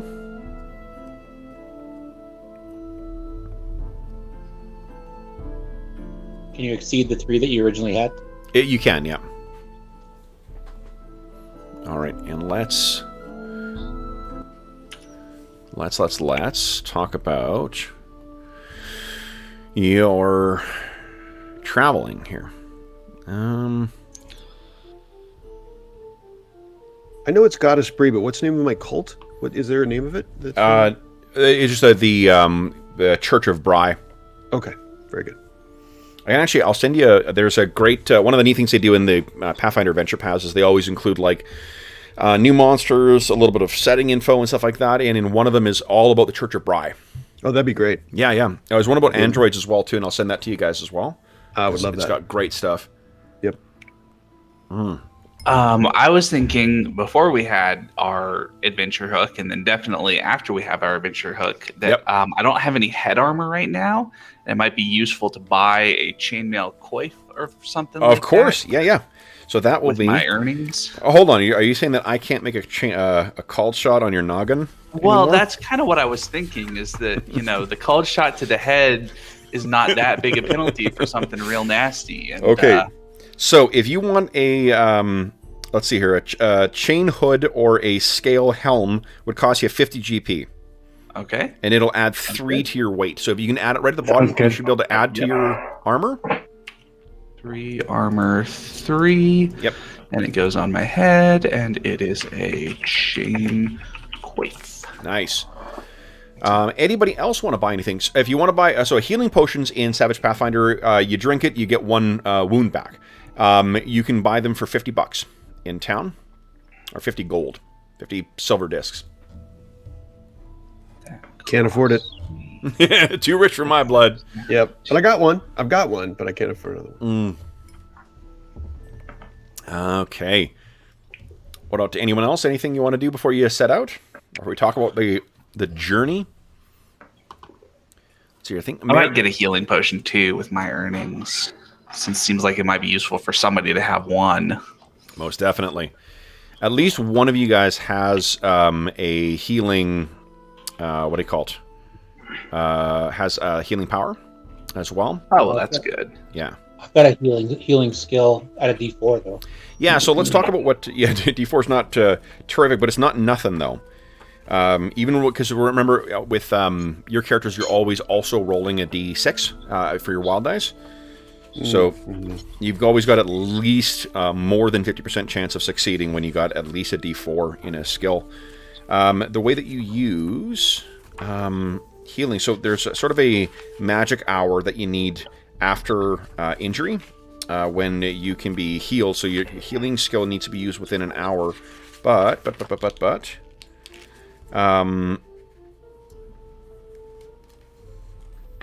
is it here? Soak rolls, healing. Here we go. You can make one attempt to heal wounds on a patient within the hour. On a success, you heal one wound. On a fail, you just aren't able to treat those particular wounds. Once they're more than an hour old, then only natural healing or the healing power, like spells and things like that, can actually benefit it. Each attempt requires 10 minutes per level of per wound level of the patient. Subtract 1 from healing rolls without a basic healer's kit or similar supplies. And if you want, so I should have a healer's kit's like a first aid kit almost. Yeah, and it'll cost you. What is it? Does it expire when you use it, or? No. You just need to access it. I'll assume that you fill things up. What we're going to do is we're going to use some of the resource management stuff out of Savage Rifts. So we'll abstract some of them. You may run out, but it'll be, it'll be something that will be modeled by the those rules. So it costs you 50 GP for a healer's kit. It weighs 1 pound. I think you earned 100 from, or 100 silver discs from your activities, right? Yeah. Okay. Kevin, my persuasion's at -3. I know my hindrance gives me -2. There's an additional -1 in there? Because of your outcast nature. Okay. Outcast gives you -2. Yeah, it's your androids, and you're also kind of loathed. Gotcha. -1 is from android, and -2 is the hindrance. Exactly. So, like, dealing with other androids, for instance, I wouldn't apply that outcast. Gotcha. There'd be circumstances where that one wouldn't necessarily apply. Just your general sort of, social awkwardness would otherwise just apply. Cool. All right, so does everyone... Not that awkward to me, Ambrosius. What's that, Dave? You're not that awkward to me, Ambrosius. Aw, Mare. Now, for the rest of you guys, is there anything else anyone else wants to pick up before you go, or are we going to talk about travel now? I'll pick up a thieves kit, a repair kit, and another healing potion. Okay, hold on. Healing potion will cost you 50. Mm-hmm. Thieves is 30. Thieves, so there's no such thing as a repair kit. Do you mean like artisan's tools? No. Yeah, because he's got the special repair kit, so I assume he's got like a little, a little set of tools he carries with him everywhere. No. That would be artisan's tools. That'll cost you 5 GP, and it weighs 5. It's a bit heavy, isn't it? Yeah, and then the other thing you asked for was what? Thieves kit. Thieves tools. Thieves tools cost you 30, and it weighs 1. Okay, I'll just do with that and the extra. So that's 80 of my 100 gone. Okay, so just that. All right, so then, guys, here's what we need to... A couple things we need to do is... let me make a handout for... Here we go. Party loot. And all of you will have access to it. All of you will be able to edit it. Maybe... Sunrods exist? I just want to buy a sunrod because it's been years since I bought a sunrod. Yeah. No, sunrods absolutely exist. Sunrods will cost you 2 GP, and they weigh 1 each. Okay, and then... I have a sunrod on my sheet. Nice. Let's see here.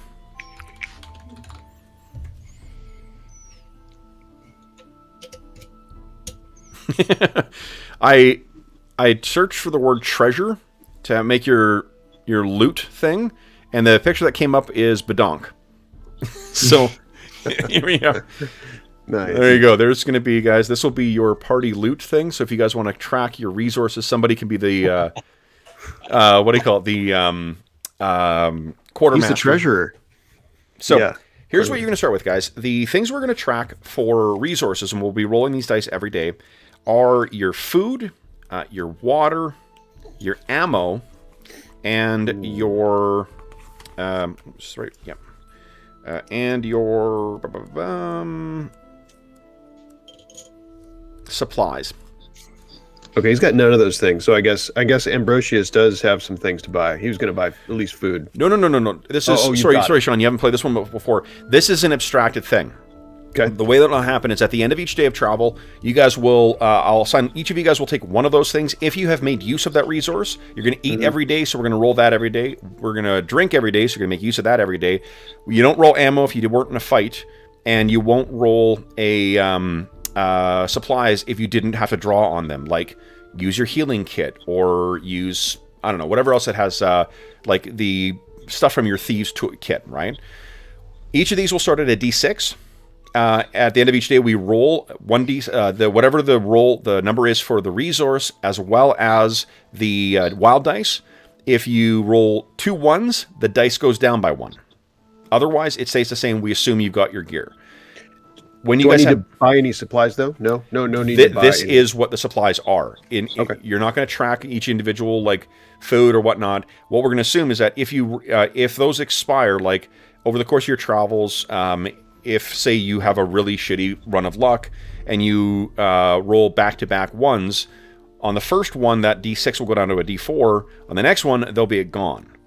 Okay. And narratively, what we would explain is probably that like, maybe they got spoiled.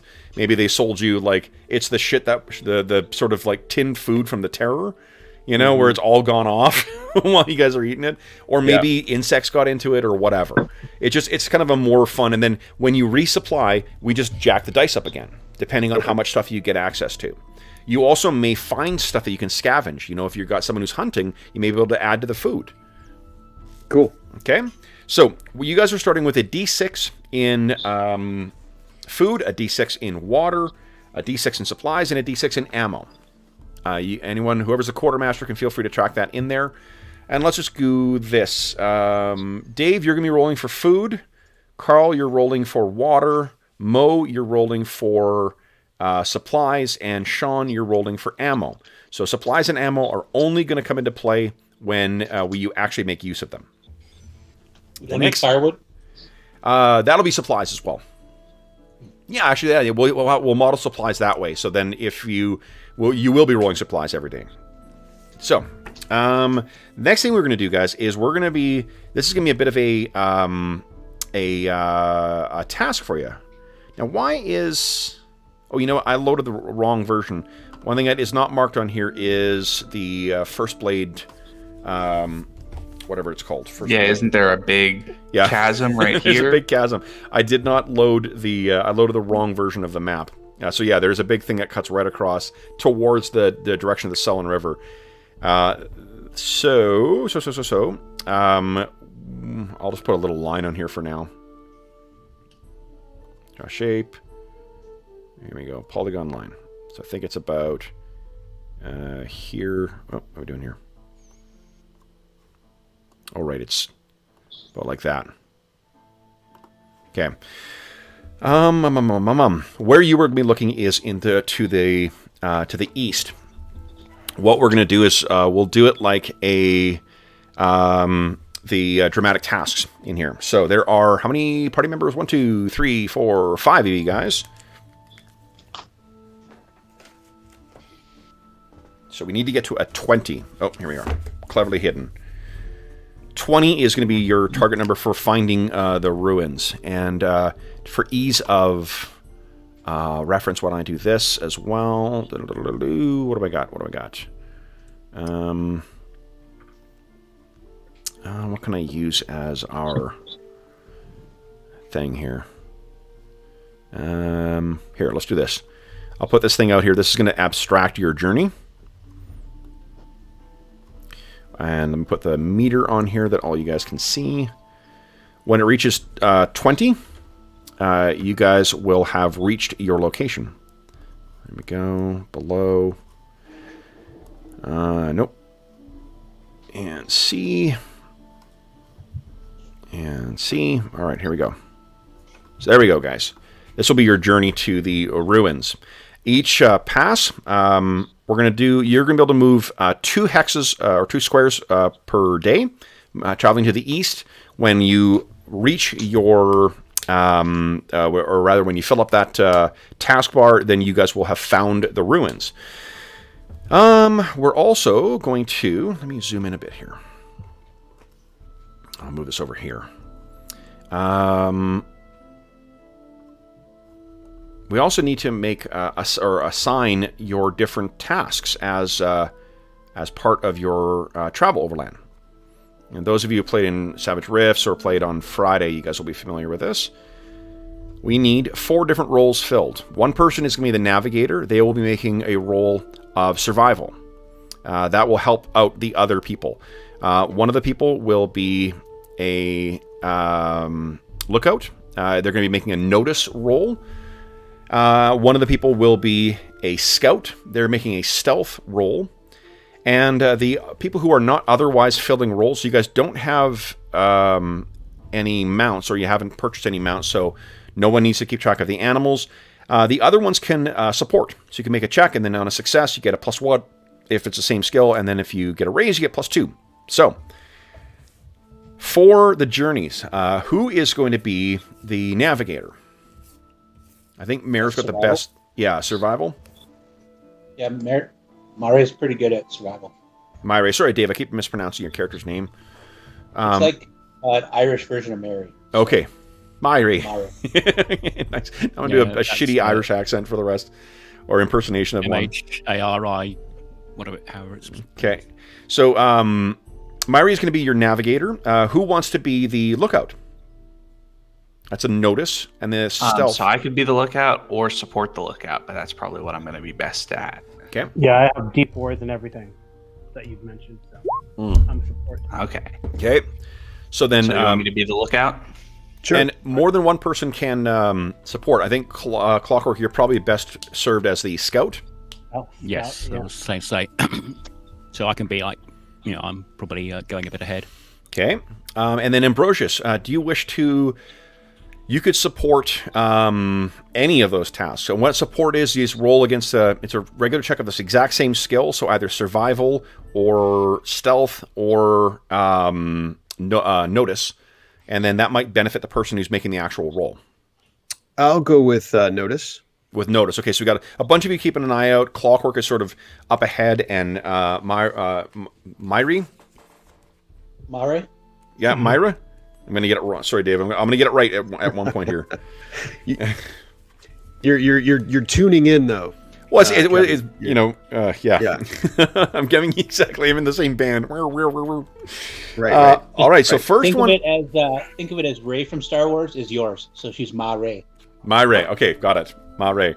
So you guys will be having 2 passes. We'll do 2 passes of your skills throughout the day. Each pass will get you 1 hex along. And I'm going to draw a card for encounters, each one. If you see a face card, it means something interesting is happening. If you see a spades, it means something interesting and violent is happening. Joker? What about a Joker? Joker is very interesting. It means that we can't ever play Savage Worlds again. It's really weird. No, I can't remember what it is. All right, guys. So here we go. First up is Myri. So Myri, let's give us a... survival check, please. Let's see how this day is going to go.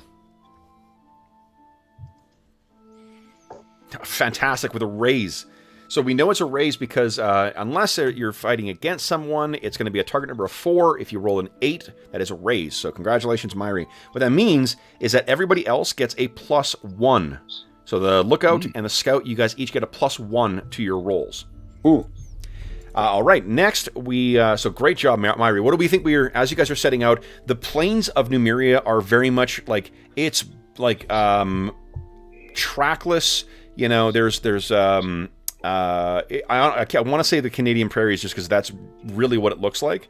So if you think of like North Dakota or South Dakota, where it's just, flat prairies leading out into, the horizon. You've got people that are growing crops among there, but like abandoned farms are very quickly, subsumed. Thank you for the reminder. That is excellent. Yes, you're in your favored terrain, which means you'll get 2 cards and get to pick the one you want because you're in this region. Cards come during combat, Kevin? Cards come... so one of the neat things is there's a bunch of different sub-phases. We're doing this as a dramatic task. Gotcha. So each pass will involve, I'll draw cards for you guys once we get the day's sort of travel. The reason we need to do this first is because the journey rules, it affects what you draw. Like if you guys kick ass on the lookout, then I might draw 2 encounter cards and you pick which one of the ones I get. That would be you guys being like, these are troll tracks, let's not go in this direction. Or alternatively, if you really turf it, I get to draw 2 cards and take the best one. Cool. So, and by best I mean, the most awful. Worst. Right. All right, so then let's do this next. We have Ambrosius and Kate assisting. You don't get the bonus from Myri's roll, but go ahead and give us notice checks. All right. No modifiers? Nope. Okay. None for me. Where's Kate's head at during this? Is she just really excited to hit something or what? I don't know. She's probably having trouble adjusting, marching with her helm and putting it on, taking it off. Well, if you come from the Five Mountains too, in her face. God, this place is just so empty and open. It's like How do when you you're driving see- to the bathroom. Yeah, she's agoraphobic. Ferocious. All right, but Ambrosius, fortunately, yeah, you're definitely keeping your eyes out.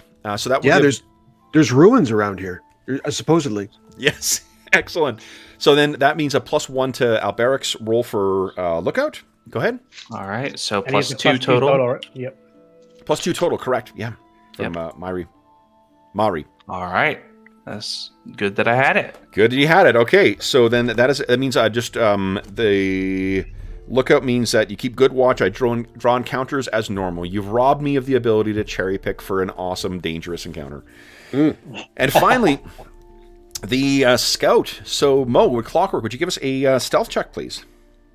Okay, and A raise! Very nice. Ooh. So with a raise, this is where it is. The party may draw 2 encounters from the action deck and choose which one of the results. Nice. So just, Mo, you're taking everything I like and taking it away. You're not just what does stealing that mean? from... We do 3 because of the special terrain? Or? No. So the way that only works is you'll see how the special terrain works in a moment here. It's an action card, yeah, sorry. All right, so Okay. we know what's going on here. So for the encounters, let's see what encounters are happening in this first hex here. I'll draw 2, not a face card, and not a face card. So nothing. There's going to be no encounters for this first hex anyway. Then, for your first pass here, I'm just going to go the order I've got you guys here. Myri, you get 2 and pick the better of the 2. Okay, so it's not a huge difference between the 2. Jack of Spades for Kate. 4 for Clockwork. Jack of Diamonds for Ambrosius. With an Harlan, android on it. What do you think the chances are? We've had no clubs yet. You think you're going to get... I know. Okay. I'm just waiting. Oh, clubs! Very Spade. nice. All right, and the reason clubs matter for this is if you get a club, you get a complication. Something might come up. Okay, guys, so now we want to... now we're going to go in order here, and this is you guys. We're going to be picking skills that you would use to try and find, where you're trying to get yourself across here. I'd like everyone to take different skills, or you can assist. So you guys can feel free to strategize here. The way survival, I think, is for sure the one that Myri's going to use for her first roll today. Actually, I'll move you 1 hex to the... There we go. To the side, guys. So you're making your progress here. But otherwise, notice, try and keep an eye out for the ruins, for the what's his name? Geralt gave you the sort of direction, so maybe you're keeping an eye out for landmarks. You might use common knowledge to rely on your expertise for the region, or anything else, that you guys can think of. First up is going to be, so we go in reverse alphabetical order. Spades is up first, which is Carl. Yeah, I'm going to try to use my common knowledge to look for landmarks that I've heard about or know about. Okay. Was anyone else planning on using common knowledge? Nope. Perfect. Then Carl, go ahead and give us a common knowledge roll. Okay, just straight up. Yep, straight up. Oh, nice. Okay. Nice, a raise. So with a raise, what that means, progress is made towards finding the place. So what do we see as you guys are stomping along here? Kate was a little distracted for keeping from lookout, but is she starting to piece things together now? Yeah, she finally figured out how to best put her hair up. Yes, he's blowing in her face. She's finally got it up in a bun. I love it. All right, the next up is Ambrosius. Ambrosius, what are you thinking? Is there any chance of Ambrosius keeping up morale with preaching the tenets of Bree, or being cheery and here come? I'm trying to get us, because faith. He's big on faith, so I'm. Yeah. Well, also, I mean, Bri is the goddess of invention, so finding these secrets is definitely in her wheelhouse. Yeah. You won't be able to use it a second time today. I take it that no one else was intending on using faith? Nope. Then go right ahead. Give us a faith roll. There we go. Okay. So one success. So you get one more towards it. Awesome. Then next up will be our resident hunter, Mari. I think she's going to. So if I use survival now, I can't use it again tomorrow. You can't use it for the afternoon's session. Like basically, it's every 4. I'll break these up into 4 hours. You're gonna be able to make 2 hexes worth of progress today. Okay, so I think she is. She's got the instructions that she's given, and she's trying to make sure we get there. Okay. So survival. Yep, you got it. Excellent. Make some more. You guys are definitely heading in the right direction. There's maybe a like a twisted bit of rock that was shattered, thousands of years ago and wore down in a strange direction. It's called the curving claw or something like that. And we're in the right direction now. We got to head over here. Next would be Alberic. What are you thinking? So it's kind of a classic for my characters, but I think the idea of Alberic offering to carry the excess gear, taking a double share of the food and water, whatever, trying to help make sure that everybody's load is light enough that they're not gonna collapse from exhaustion. That's probably what he would do. Okay, and he's pretty good at that. Okay.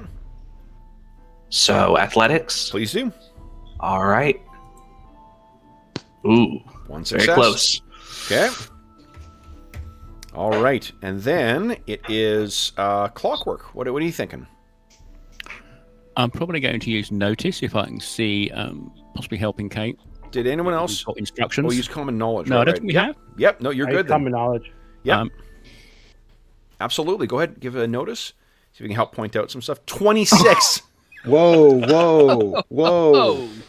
Holy man. Holy smokes. Clockwork, what do your rat eyes see? You should be rolling. I see everything. I'd have probably preferred to keep that exploding for combat. All right. So your first, your morning is really good progress. Weather is good. Everyone seems to be working, together here. Clockwork makes some great insight into to helping keeping yourselves on the right way, and Mari seems to be just born for this. She's trotting along up ahead of you guys.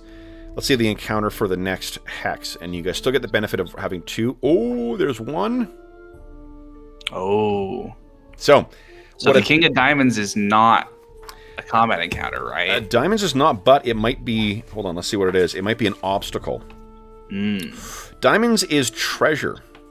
Oh, I think we want that one, guys, right? Okay. Treasure. Somewhere along the way, there is something of value. A caravan eager for trade or a forgotten ruin with treasure. Could be tech. It could definitely be tech. So... what you guys find very early... I'm assuming you don't want the combat encounter? No. We're going to skip the combat encounter. Next time. Bunch of killjoys. All right, here we go. Let's get your cards for the afternoon. Look at that. Jack of Hearts. Mm-hmm. All right. 9 of spades, or of clubs. 3 of diamonds. Oh, complication. Carl, you just seem to attract these things like a magnet. I think Arlen feels that way as well. Yeah. All right. So for the afternoon then, guys. I still get two cards in the afternoon? Oh, you do? I'm sorry, Dave. Yeah, of course you do. Sorry about that. Stay on him, Dave. Nice work. Joker. Nice. Oh. Everybody gets a Benny. And Dave, you get +2 to all of your actions this pass, and you get to choose when you want to go. Now you can't use survival again because you already used that. But what are you thinking? Do you want to go now, or do you want to wait for everyone else? Or we know there's treasure coming partway through. Let's put a card down for treasure. I'll tell you what part of the day it'll come in. An 8 of hearts, so it'll come after Kate's action. Okay. I'll wait then until after Kate goes. Okay. Do you want to wait until after the... so the +2 is only going to apply for this stuff. For the... Not for combat, not for whatever. It's for the travel phase. Okay. So if you get to this, like, it doesn't mean you're going to lose it. You can take your like journey action, after you guys explore the ruins or whatever, if that's what you're going to do. Okay. I think I'll use notice. Notice, okay.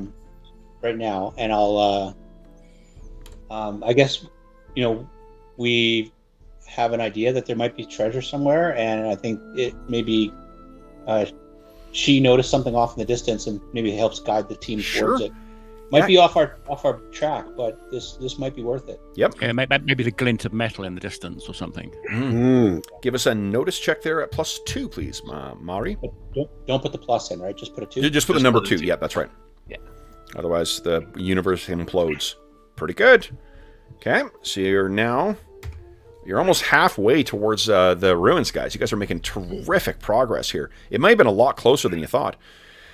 Then it is Kate, who has a complication. So, Okay. I think the complication for this, because it's travel, I think I'll get you to make a... where is it here? I think it's going to be a vigor or athletics check at -2. Let's see here. The same, yeah. Okay. Yeah, so why don't you give us either of those at -2, please? You want to spend a Benny? Yes. Yeah. I have a lot of them, so yeah. Yeah, go right ahead.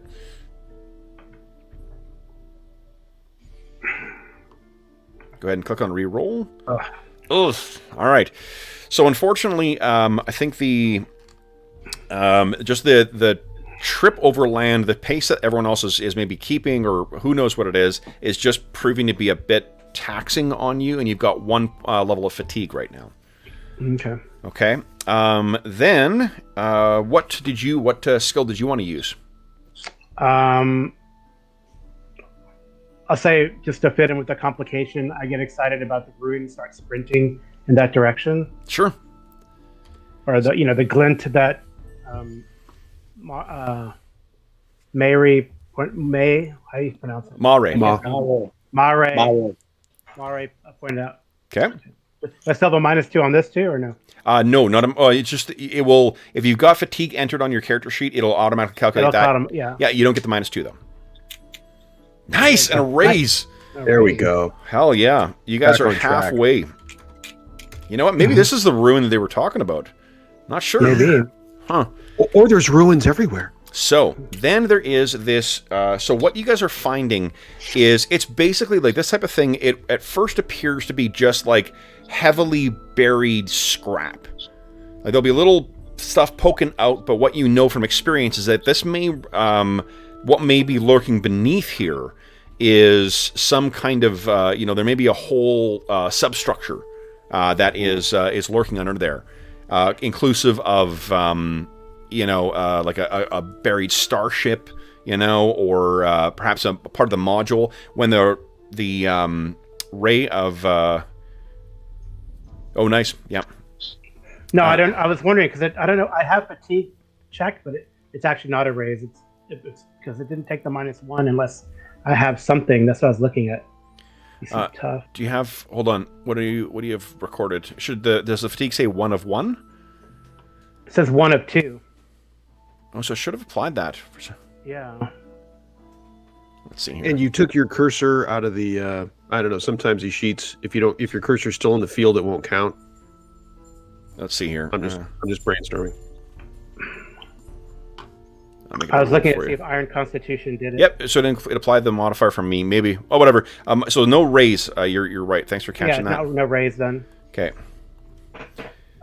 Okay. So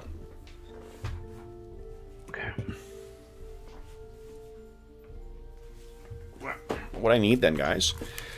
I need you guys to start exploring this thing. So, this will take time. So, you guys have still, you're in your your afternoon's travels. If you want to scavenge in here, this will be the extent of your progress today. So, but what you'll be able to do... That's treasure. Mm-hmm. Yep. But there is definitely, the potential of finding stuff in here, though. Yeah. Oh, of course we have to explore this. It would be a... Yeah, we could never return to He may be a little, late to the table with his hindrance, but Sean is here in big force.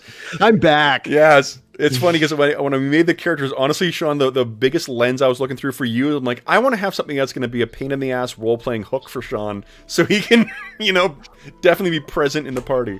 I need time to get my feet under me, but Excellent. Awesome. So then, here's what we're going to do for for your scavenging, guys, is you'll be using, I think it's Notice. Okay. So is this where we get to the cave edge, and Mare goes, "We have found a cave of treasure, and we are going to investigate it." Android Bard. I like it. Nice. I sense multi-classing coming on. Yeah. All right, so here's what we're going to do here. So it is a survival check. Actually, Mare, you're going to kick ass at this. So it is a survival. If you are untrained, just go ahead and make an untrained skill check. You guys can go right ahead. I'm going to get rid of your other cards here. I'm going to get rid of mine, and I'm going to shuffle. Has to be survival, right? It has to be survival for this, yeah. Okay. Ooh, nothing. Alrighty. So, Albrecht. Nice. Got a raise from Mare. Pretty good. And Clockwork, new. Is that every 1, 2, 3? Who am I missing? 1, 2, 3, 4, 5. Got everybody. Okay, great. So, I'm going to go in order from the top here. So, Albrecht, you got a success. Albrecht, give me a 1d10 roll, please. 8, very nice. Albrecht, you find 400 GP worth of scrap of sky metal. Nice. Yeah, so that's definitely going to be worth the hassle. Let's see here. Kate got a fail. Give us a 2d10 roll, please. Kate? Yes, please, for Kate.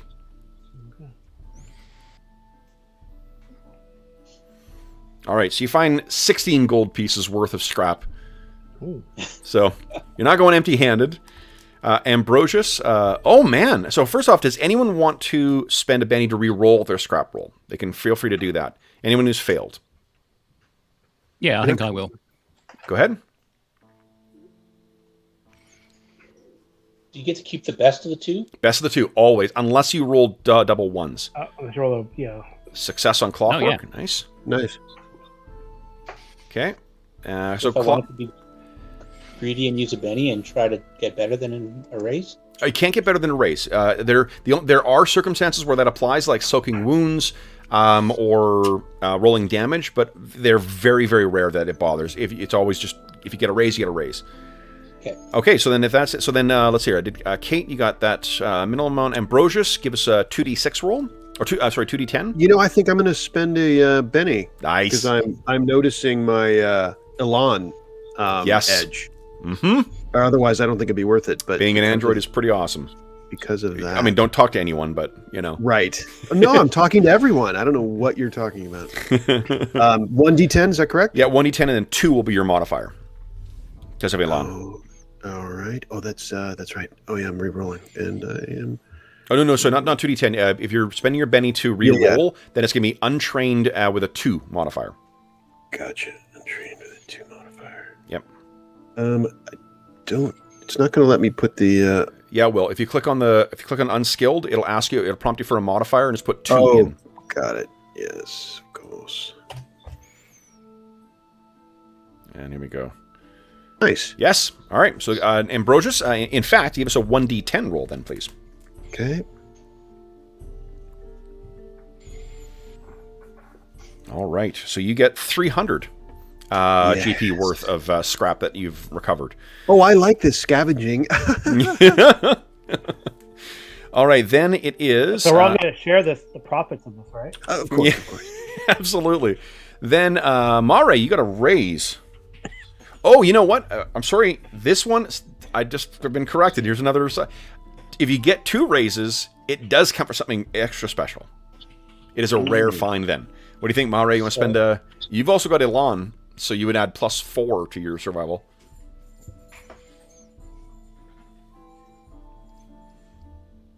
Okay, go ahead and click on re-roll. 10. You needed 12 to get a close though. All right, so here's what you get. Yeah. Okay, so we're reconnected now. That was weird. For those listening at home, apologies if you lost us briefly.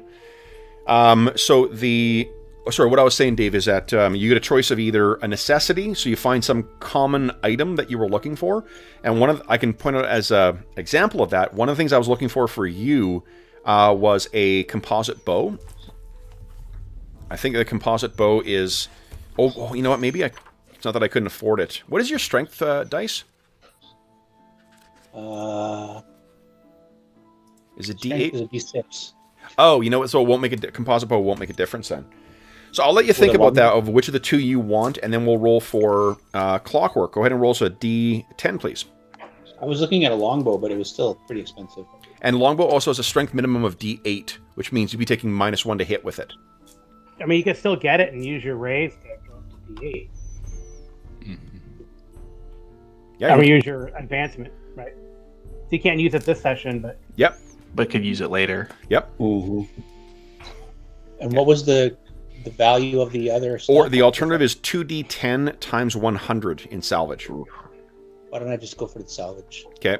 So, clockwork, you found 100 GP worth of salvage. And then go ahead for yours, Mare. Oh, shh. You also find 200 of salvage. That's still like 170%. Yeah, and you could buy a longbow with it. Now, one of the things that happens as you guys are looking around, though, would everyone give me a... who's got the highest notice? Who's got the best notice in the group? I think it was Alberic, which is D6. I only have a D6, but I think that was the best. Okay, Yep. give us a equal D6 with +1. I'm assuming that at least one of the other guys is helping you here. All right. I'm going to make a stealth check. Oh, look at that. Holy There you go. shit. So you have ample warning. So you can picture you guys are in this, it's sort of like an uneven area. You guys are all looking around and grabbing stuff as you're digging through here. You find maybe like region is sort of collapsed. And that's when Alberic, you sort of... There's a scent of like sweating bodies and such. No, you can assume that what you've salvaged. Good question, Dave. What you've salvaged, that's the sell value of what you've got. So we don't have to put like a inventory. Yeah, for you don't have to worry about salvaging. selling like items and things like that. Like you'll only get a discounted rate for selling that shit in town. But no, 1,016 is what I've calculated, Arlen, if you're the treasurer. Oh, total? Yeah, Yeah. I'll put it under the pretty loot. All right. So Alberic, you can picture you guys are in these uneven hills, and you hear Alberic, you first smell, and it's the stinking the scent of unwashed bodies. And I think with a roll that good with 2 raises, there's a particular pungent and oily stink that comes from the oddly rubbery and regenerating troll flesh. Ooh. So Alberic, you definitely smelled this.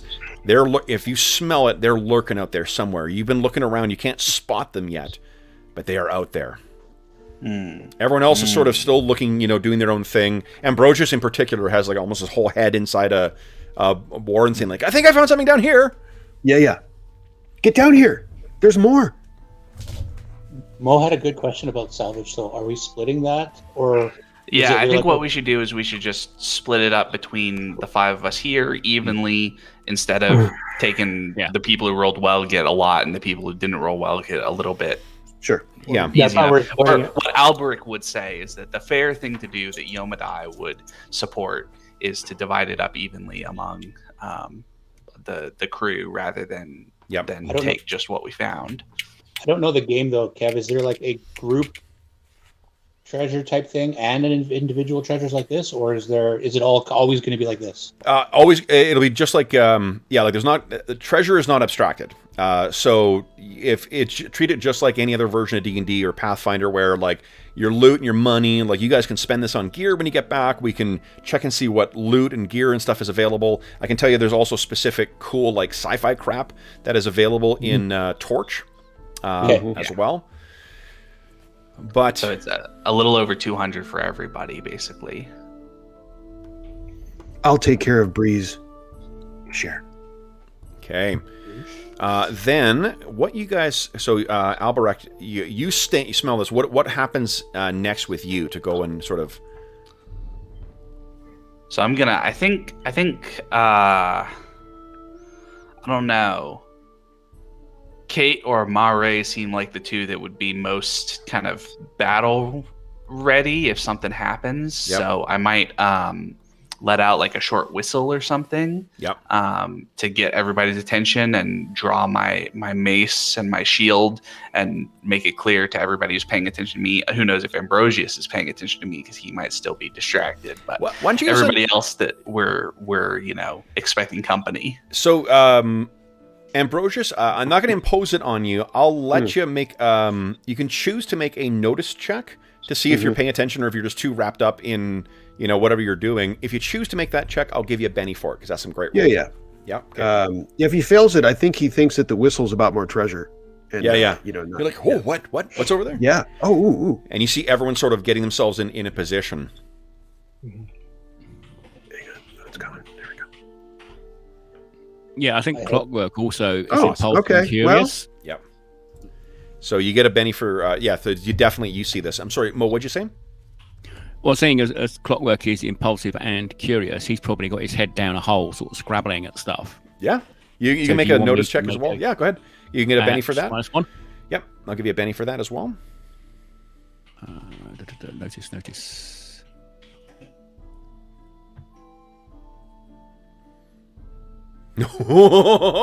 So Clockwork will not be acting in this first turn. He's just you get your Benny still, but yeah, he is just you see his little like his feet and his tail at the bottom of this thing. Yeah, it's sort of like twitching. Yeah.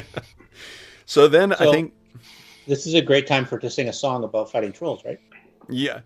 So what I think you Alberic whistles and or Alberic whistles and then so Mari's like, oh, is it time to fight? We will fight some trolls. We will fight some trolls. And she pulls out her sword and shoots. So at that, you guys can see kind of coming over the rise 3 enormous trolls. Now these suckers stand almost 9 feet tall. At least they would if they stood up straight, but they are kind of hunched over. Ugh. In place of the sort of actual crafted weapons you can see here, they have in place clubs and like cudgels and axes made out of crude bits of sky metal, or at least of broken bits. And what one of them says, who speaks Jotun here? I speak Jotun. You speak Jotun? That's it? Okay. So one of them steps forward and says in Jotun, well, they don't have to fight. They can just leave their stuff behind. Or should I say, our stuff. And one of the other trolls kind of laughs at that. And the third one says, I don't know. I'm pretty hungry. And that little one looks like she'll taste lovely. Albrecht, you understand all of this. None of the rest of you guys do. What do you say, Albrecht? If anything. So I'll say in common, looks like some filthy trolls want to fight. And then in Jotun, I'll say, if you want to walk away with your lives, you'll leave us alone. Nice. They yeah, their demeanor tells you they are most definitely not working away. So let's draw some cards here. Yep. All right, so Mare, you get 2 because of your ranger stuff. There we go. So 7 of spades, not bad.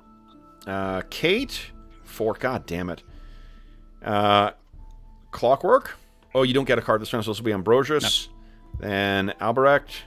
Joker! There you go, guys. Yeah. Everybody gets a Benny, and Albrecht, you get +2. Totally makes sense with how you respond to the trolls. And then the trolls get a 10 of diamonds. Now, first thing that happens, guys, anybody can choose to spend a Benny to get a new card. Spend a Benny to get a new card. Okay, you got it. I just got one. Here we go. Oh, shit. That was... Oh, okay, I fucked up there, but you can take the... Oh, what did I do here? I broke its brain.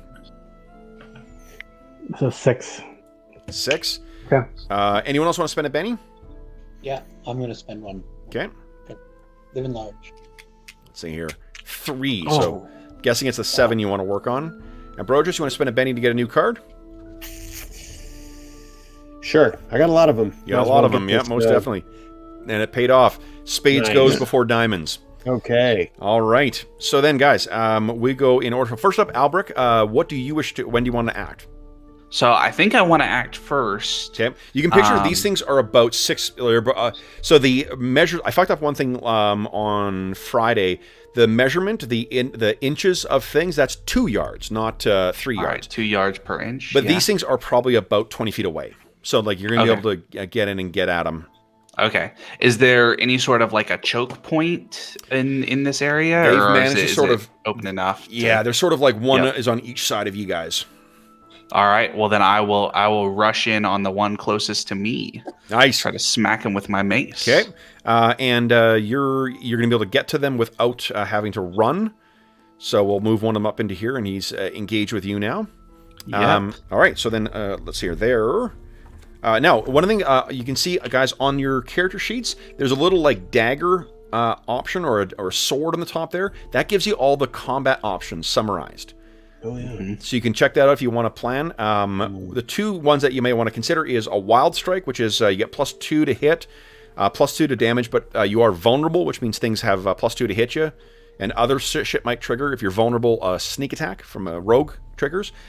You may also want to take a desperate strike, which is you take a bonus to hit up to +4, and you take a corresponding penalty to damage.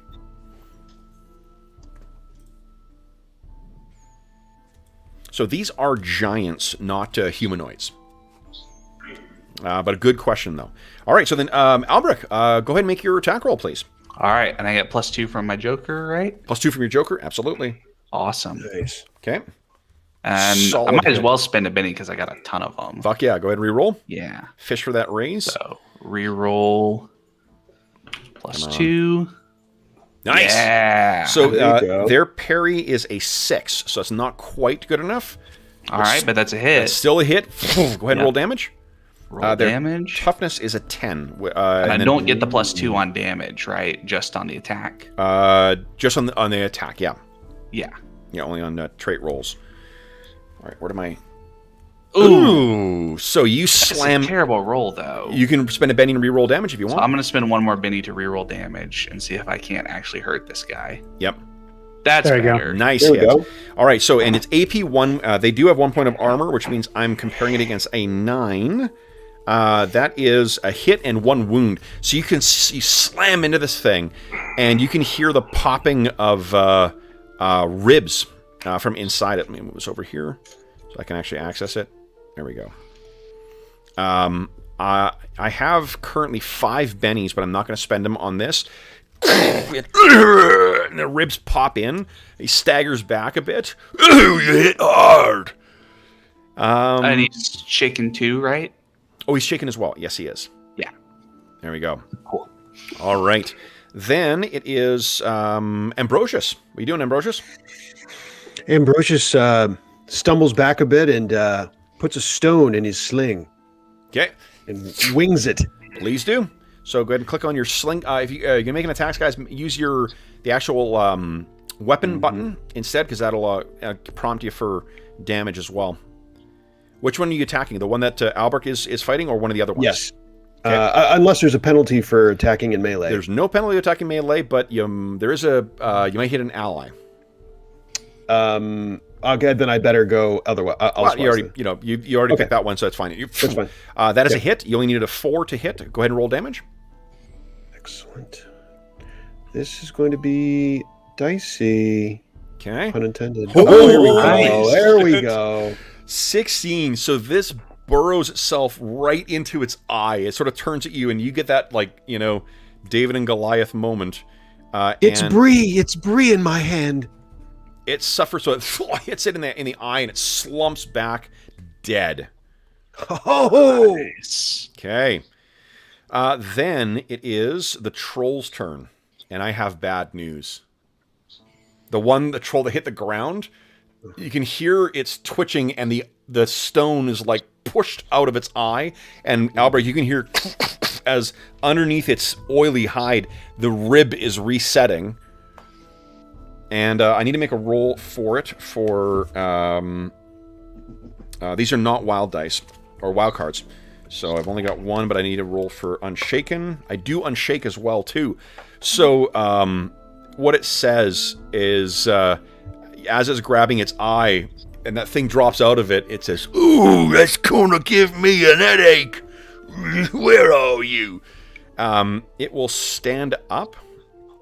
Oh, I need to make... Yeah, because it's stand up, and then it is going to make a... try and club you, Albrecht. Mm-hmm. It is suffering from from that wound, though.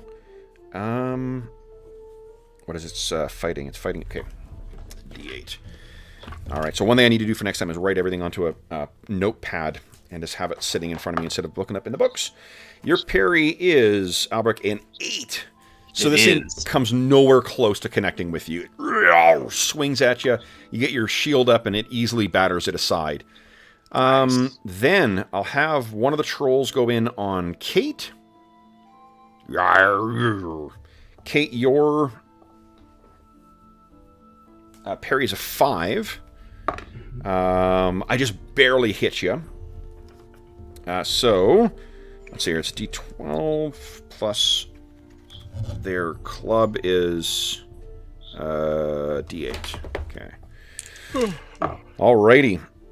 So I got a 16 on my damage. Your toughness is an 8. 8. Yep. Okay, so that is then 8 versus 16. That is 2 wounds. Do you want to spend a Benny and soak that? Yep. Okay, go ahead. Yes, I do. Give us a vigor check, please. Oh, okay. A vigor, so success. Do you want to spend a Benny to re-roll that? That mean I take 1 wound, right? Right now it's down to 1. Yeah, it's only 1 wound. But if you get a raise, you'd eliminate both of them, and you would be unshaken.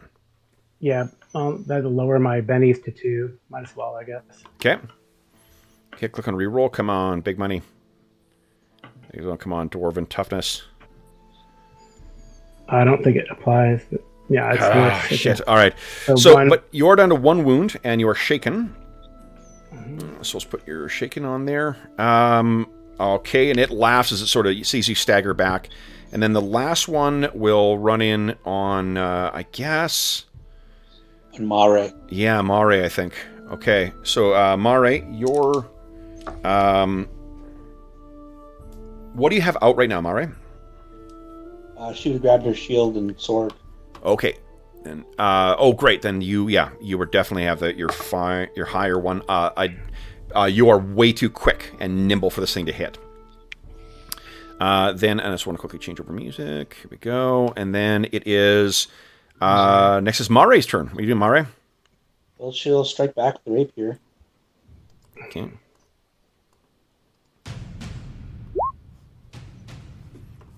Holy shit.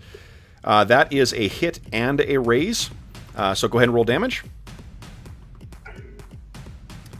Ooh. Oh, 7. You want to spend a Benny to re-roll damage? Sure. So I'll get my +2 from... Is that not a skill? I think it says it doesn't work on damage. Yeah, it doesn't work on damage. Okay. Holy shit, there you go. Nice. 11, and you got a raise as well, so it's 15 total. And its toughness is a 10. That's a hit, so it's shaken, and you got a raise. All right. So it is shaken, and you got a wound on it. Then it is Kate. So give us an unshake roll first here. Yep.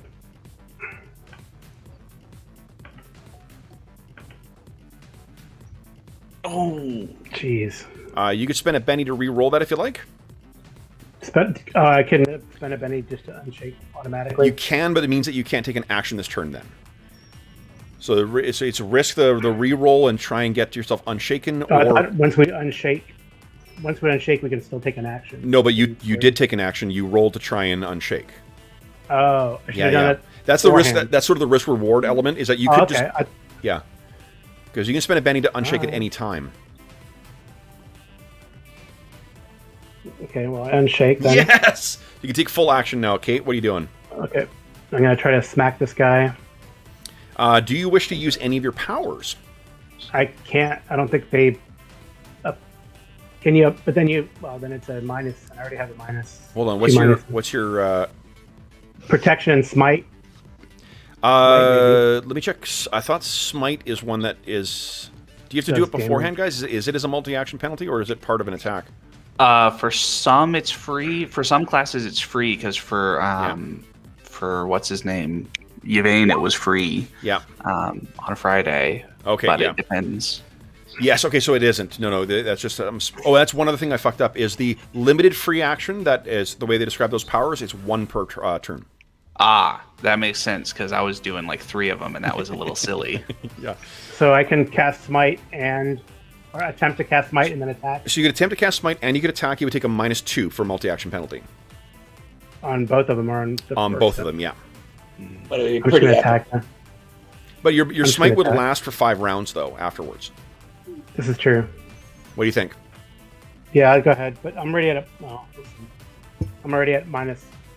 So I'm fatigued and wounded. So let's see. No, your call. I mean, the exploding dice means that it's unpredictable. Oh, there but you go. Fuck yes! Nice, and you got a raise. So that means That's it's plus 4 damage. plus Yeah. 4 damage. So what do we see as you? This is the first time we've seen you activate your deep martial Well, powers. I mean, as goes by the name Fire, I mean, all her special effects are going to be fire. So basically, like the mall catches on fire as she screams. You know, there's probably a nimbus of flame around her hair too. Nice, awesome. And go ahead and make your attack roll. Okay. Your parry is a 6, I think. Okay, mall. Yep. Is it plus to hit and to attack and damage, or just No, smite's just a damage. damage? Okay, let's see. That's awful. You are still shaken for some reason. You can choose as well. You could spend Benny to ignore your wound penalties for 1 round, I think. What did I get? That is one you. For... No, I can just use a Benny to re-roll it, I guess. Yep, right? yep, absolutely. Go ahead, come on. Yeah, I guess I didn't. I should have unshook. I didn't unshake. Okay. Yeah, unshake yourself first. Oh, is there a minus when you unshake? Or what? No, unshake this. No, it just reminds you if you've clicked shaken Yeah. that you need to unshake so that you don't accidentally forget to do that. Okay, well, let's see. There we go. I mean, Come at least on. it's- Here we go. Big money. Nope. Oof. All right. So unfortunately, it sort of hammers you with this crudely made hammer. Your hammer flares to life of your maul, and then you swing at this thing, but it slams into the ground. And one of them, that one that you're fighting, cries out, "Ooh, they've got fire!" in common. All right, then let's quickly do this here for Mare. Oh, Joker or Jack, nice. Kate, Ace, fucking nice one. Clockwork, 4 clubs. Ambrosius, a 3 Complication. spades. Alberic. Okay, anyone spending bennies? Oh, and the trolls. King of. Trouble. King of clubs. Anyone spending action or spending bennies to replace their action card? Not against that kid. Yeah, I think I will. Okay, so spend 1 benny. 4 for a 4. Carl, you're up first. Kate, what are you doing? Get smash, I hope. Yep, we did that. Yep. That happened already, Sean. Oh, jeez. No, You want to spend a Benny to reroll? don't have any more.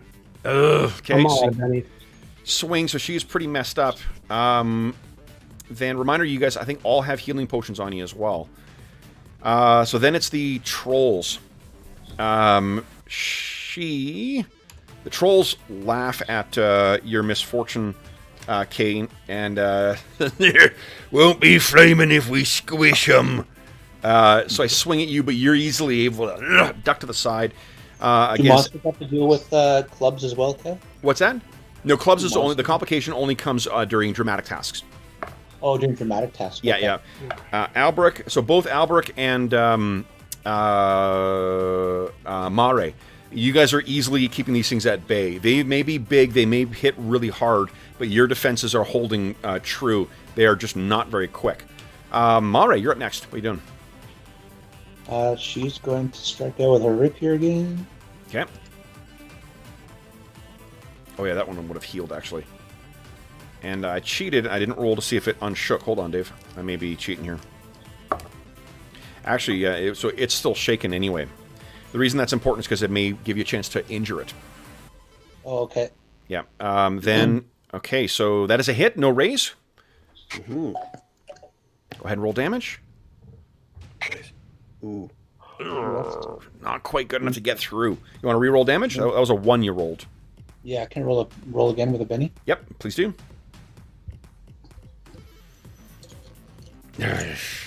All right. Then it is Albrecht. What are you doing? I'm going to do... So I have a thing called Smite Evil. I'm going to try to do it on this troll, and I guess if it's not evil, nothing happens. Correct, yeah. This thing is evil. Yeah, I was kind of guessing. Okay. So I will get a free reroll with this attack. Okay, so I what don't we get see any is bonus. you challenge this thing.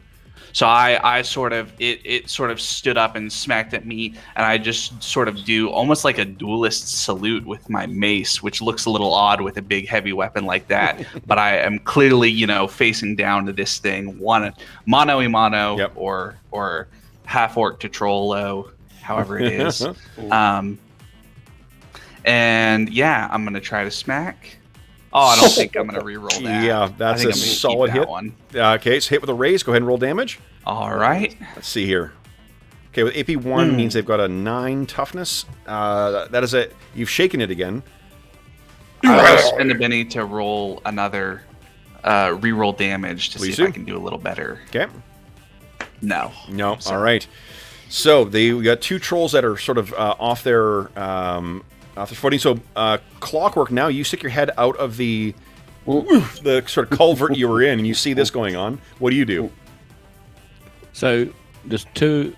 They're all engaged. Yes, there's one troll that is fighting Mare. There's one that's fighting Kate, who's got a flaming maul in her hand, and one that's engaged with Albrecht. The way multiple attackers work is you get +1 for every extra attacker over the first one. So it's a gang up bonus up to max of +4. That's melee only, I assume. Right? Melee only, yeah. Yeah. So Kate is injured, by the way. yeah, Kate is quite bad. She's got 2 wounds on her right now. You can see she's No, really... one wound. I stuck one. Oh, you soaked one. Yeah. I Double... put like a... Yeah, make sure you adjust because your penalty was 2. Yeah, I did. Okay. Then what are you doing, Clockwork? That was dumb. Somebody's by throw my alchemist's fire. I'm going to hit someone else, aren't I? You most definitely will. Yes. It's fine. Do it.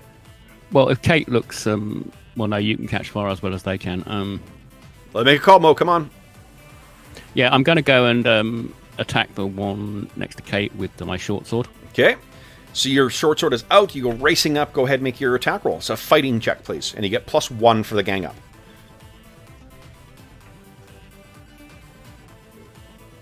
Oh, you want to spend a Benny re-roll? Yes, I will spend a Benny to re-roll. Okay. Oh, shit. Fumble. So you stick your short sword in this thing, and then you realize it's actually stuck in it. So you've been disarmed by it being stuck in its back. And it's like, hey, what are you doing back there? It turns around so quickly, it yanks it out of your hand. You're like, oh, shit. Whoops. Ambrosius, what are you doing? Letton was so he sees Mo like finally come out of that hole and let fly at Kate's foe, which draws his attention, and realizes that Kate's stumbling a bit, and so he lets fly with a stone at Kate's foe. May I make a suggestion? Yes. You're a cleric. Oh, that's true. I thought it took longer, but it's that quick. I can quickly. Fuck yeah! All right. Yeah, you can. Yeah, he's talking about the healing like post-op. Yeah. That's what he was talking about. Because clerics have an ability called channel energy. You can cast your healing power at a range of spirit. What is your spirit? 8? Because mine says healing range touch. It's different than that? No. But your channel energy ability, your clerical ability called channel energy, it changes that so that it is a range of equal to your spirit, which will be 16 yards. So that's like Kate is for sure within range. Didn't even see that. Got it. So if you want to turn and use healing on her, you could absolutely do that. Definitely. Didn't even notice my special ability. Okay. Better late than never. Okay. Absolutely. Yes. So I just cast healing, right? Yep. Well, no. Let's give us so the trappings are really important for Savage Worlds. So what does it look like as you're going to get your healing ability off? Let's see here. I think it's with his holy symbol of the. He's got a holy symbol. Stand by. It's a sky metal holy symbol that he thrusts forward towards his comrade Kate. Yeah. And there's kind of a shiny glint that now sparkles on Kate. Yep. Okay. So go ahead and give us a faith roll, please. Or no, just click on healing. It should make your roll for you, and it'll tell you all the results. Okay. Come on. And your roll is a 5. So it's a success. You could spend a Benny to re-roll. If you get a raise, it removes 2 wounds. I am definitely doing that. Oh, you only have 1 wound, though, right? I only have 1 wound. Only have 1 wound. Okay. Okay. So then, cool. Yeah, you turn, and this flash of light hits you, Kate, and your wounds are stitched up. Nice.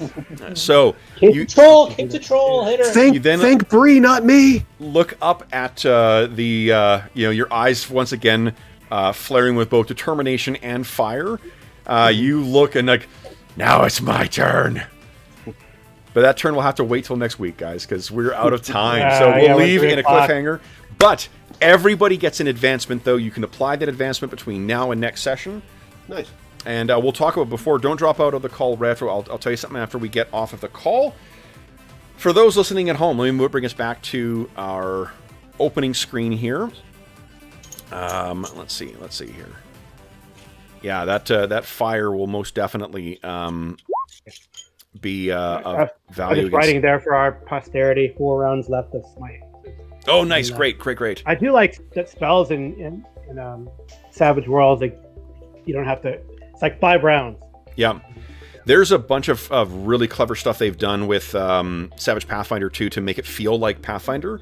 Like you remember, I'm not sure if you got Savage Rifts or not, Carl, but Savage Rifts introduced this idea of mastery. So like it unlocks a whole new scale of the powers that you already have. And it's the same thing in this, where like once you get to, I think it's seasoned or veteran, you can access Arcane Mastery, which then lets you do like mass invisibility or like super healing or whatever, like the kind of spells you would get at higher level D&D or Pathfinder play. So that is terrific, guys. For those listening at home, thank you so much for joining us for the first step on the road to Numeria. We have 4 more sessions of these before we hit the gaming marathon. How much will our heroes recover? How much will our heroes obtain in that interim? We'll have to find out.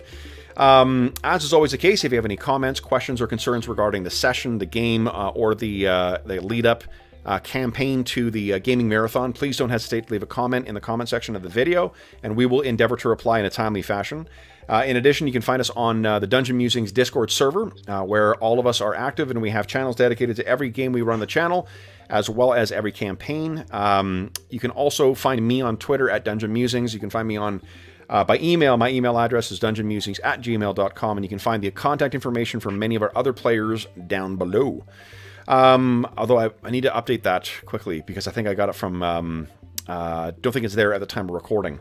In addition, from now until the August 1st, for every $25 that is donated, Canadian, that is donated to the Heroes Save Villages charity fundraising campaign that we run on the channel, you get one chance to win the grand prize or one of the other amazing prizes that are available through the next charity raffle, which will be on August 1st, 2021. The grand prize for that will be a copy of the Legendary Edition, Beetle and Grimm's Legendary Edition Curse of Strahd, and we have just heard as well, too, that we will be getting a copy of their Shadowy Silver Edition of Van Richten's Guide to Ravenloft. So we got two terrific prizes that will be up for the grand prize and the runner-up prize. We also have a bunch of stuff from the Dungeon Musings Red Bubble Shop that will be up for prizes, as well as a awesome chainmail dice bag made by our resident armorsmith here, Dave. In addition, all donations go directly to SOS Children's Villages International, a terrific organization active in over 130 countries, benefiting over 80,000 orphaned and abandoned children. So it's a great chance to win some cool gaming stuff. It's also a great chance to vote on what games we're going to play during our our charity sessions. We currently have voting going on for the next game, which is a sci-fi game. So be sure to head over to the Dungeon Musings Discord server if you've made a donation since April 1st, and cast your vote for which of the 4 sci-fi games we're going to play. The last thing I will say is a huge thank you to the players, the fellows who are joining me on the road to Numeria, who will be playing in the gaming marathon. Guys, thank you so much for this. I enormously enjoyed myself. I got to almost squish a dwarf with a troll, and you guys got to find some amazing tech already. So that's great, or at least some salvage. Thank you guys. So Dave, Carl, Mo, Sean, and Arlen, thank you so much for joining me today, guys. And Thank you. Thank you. For those listening at home, we'll be back in the land of the falling stars next Sunday for our next Savage Sunday.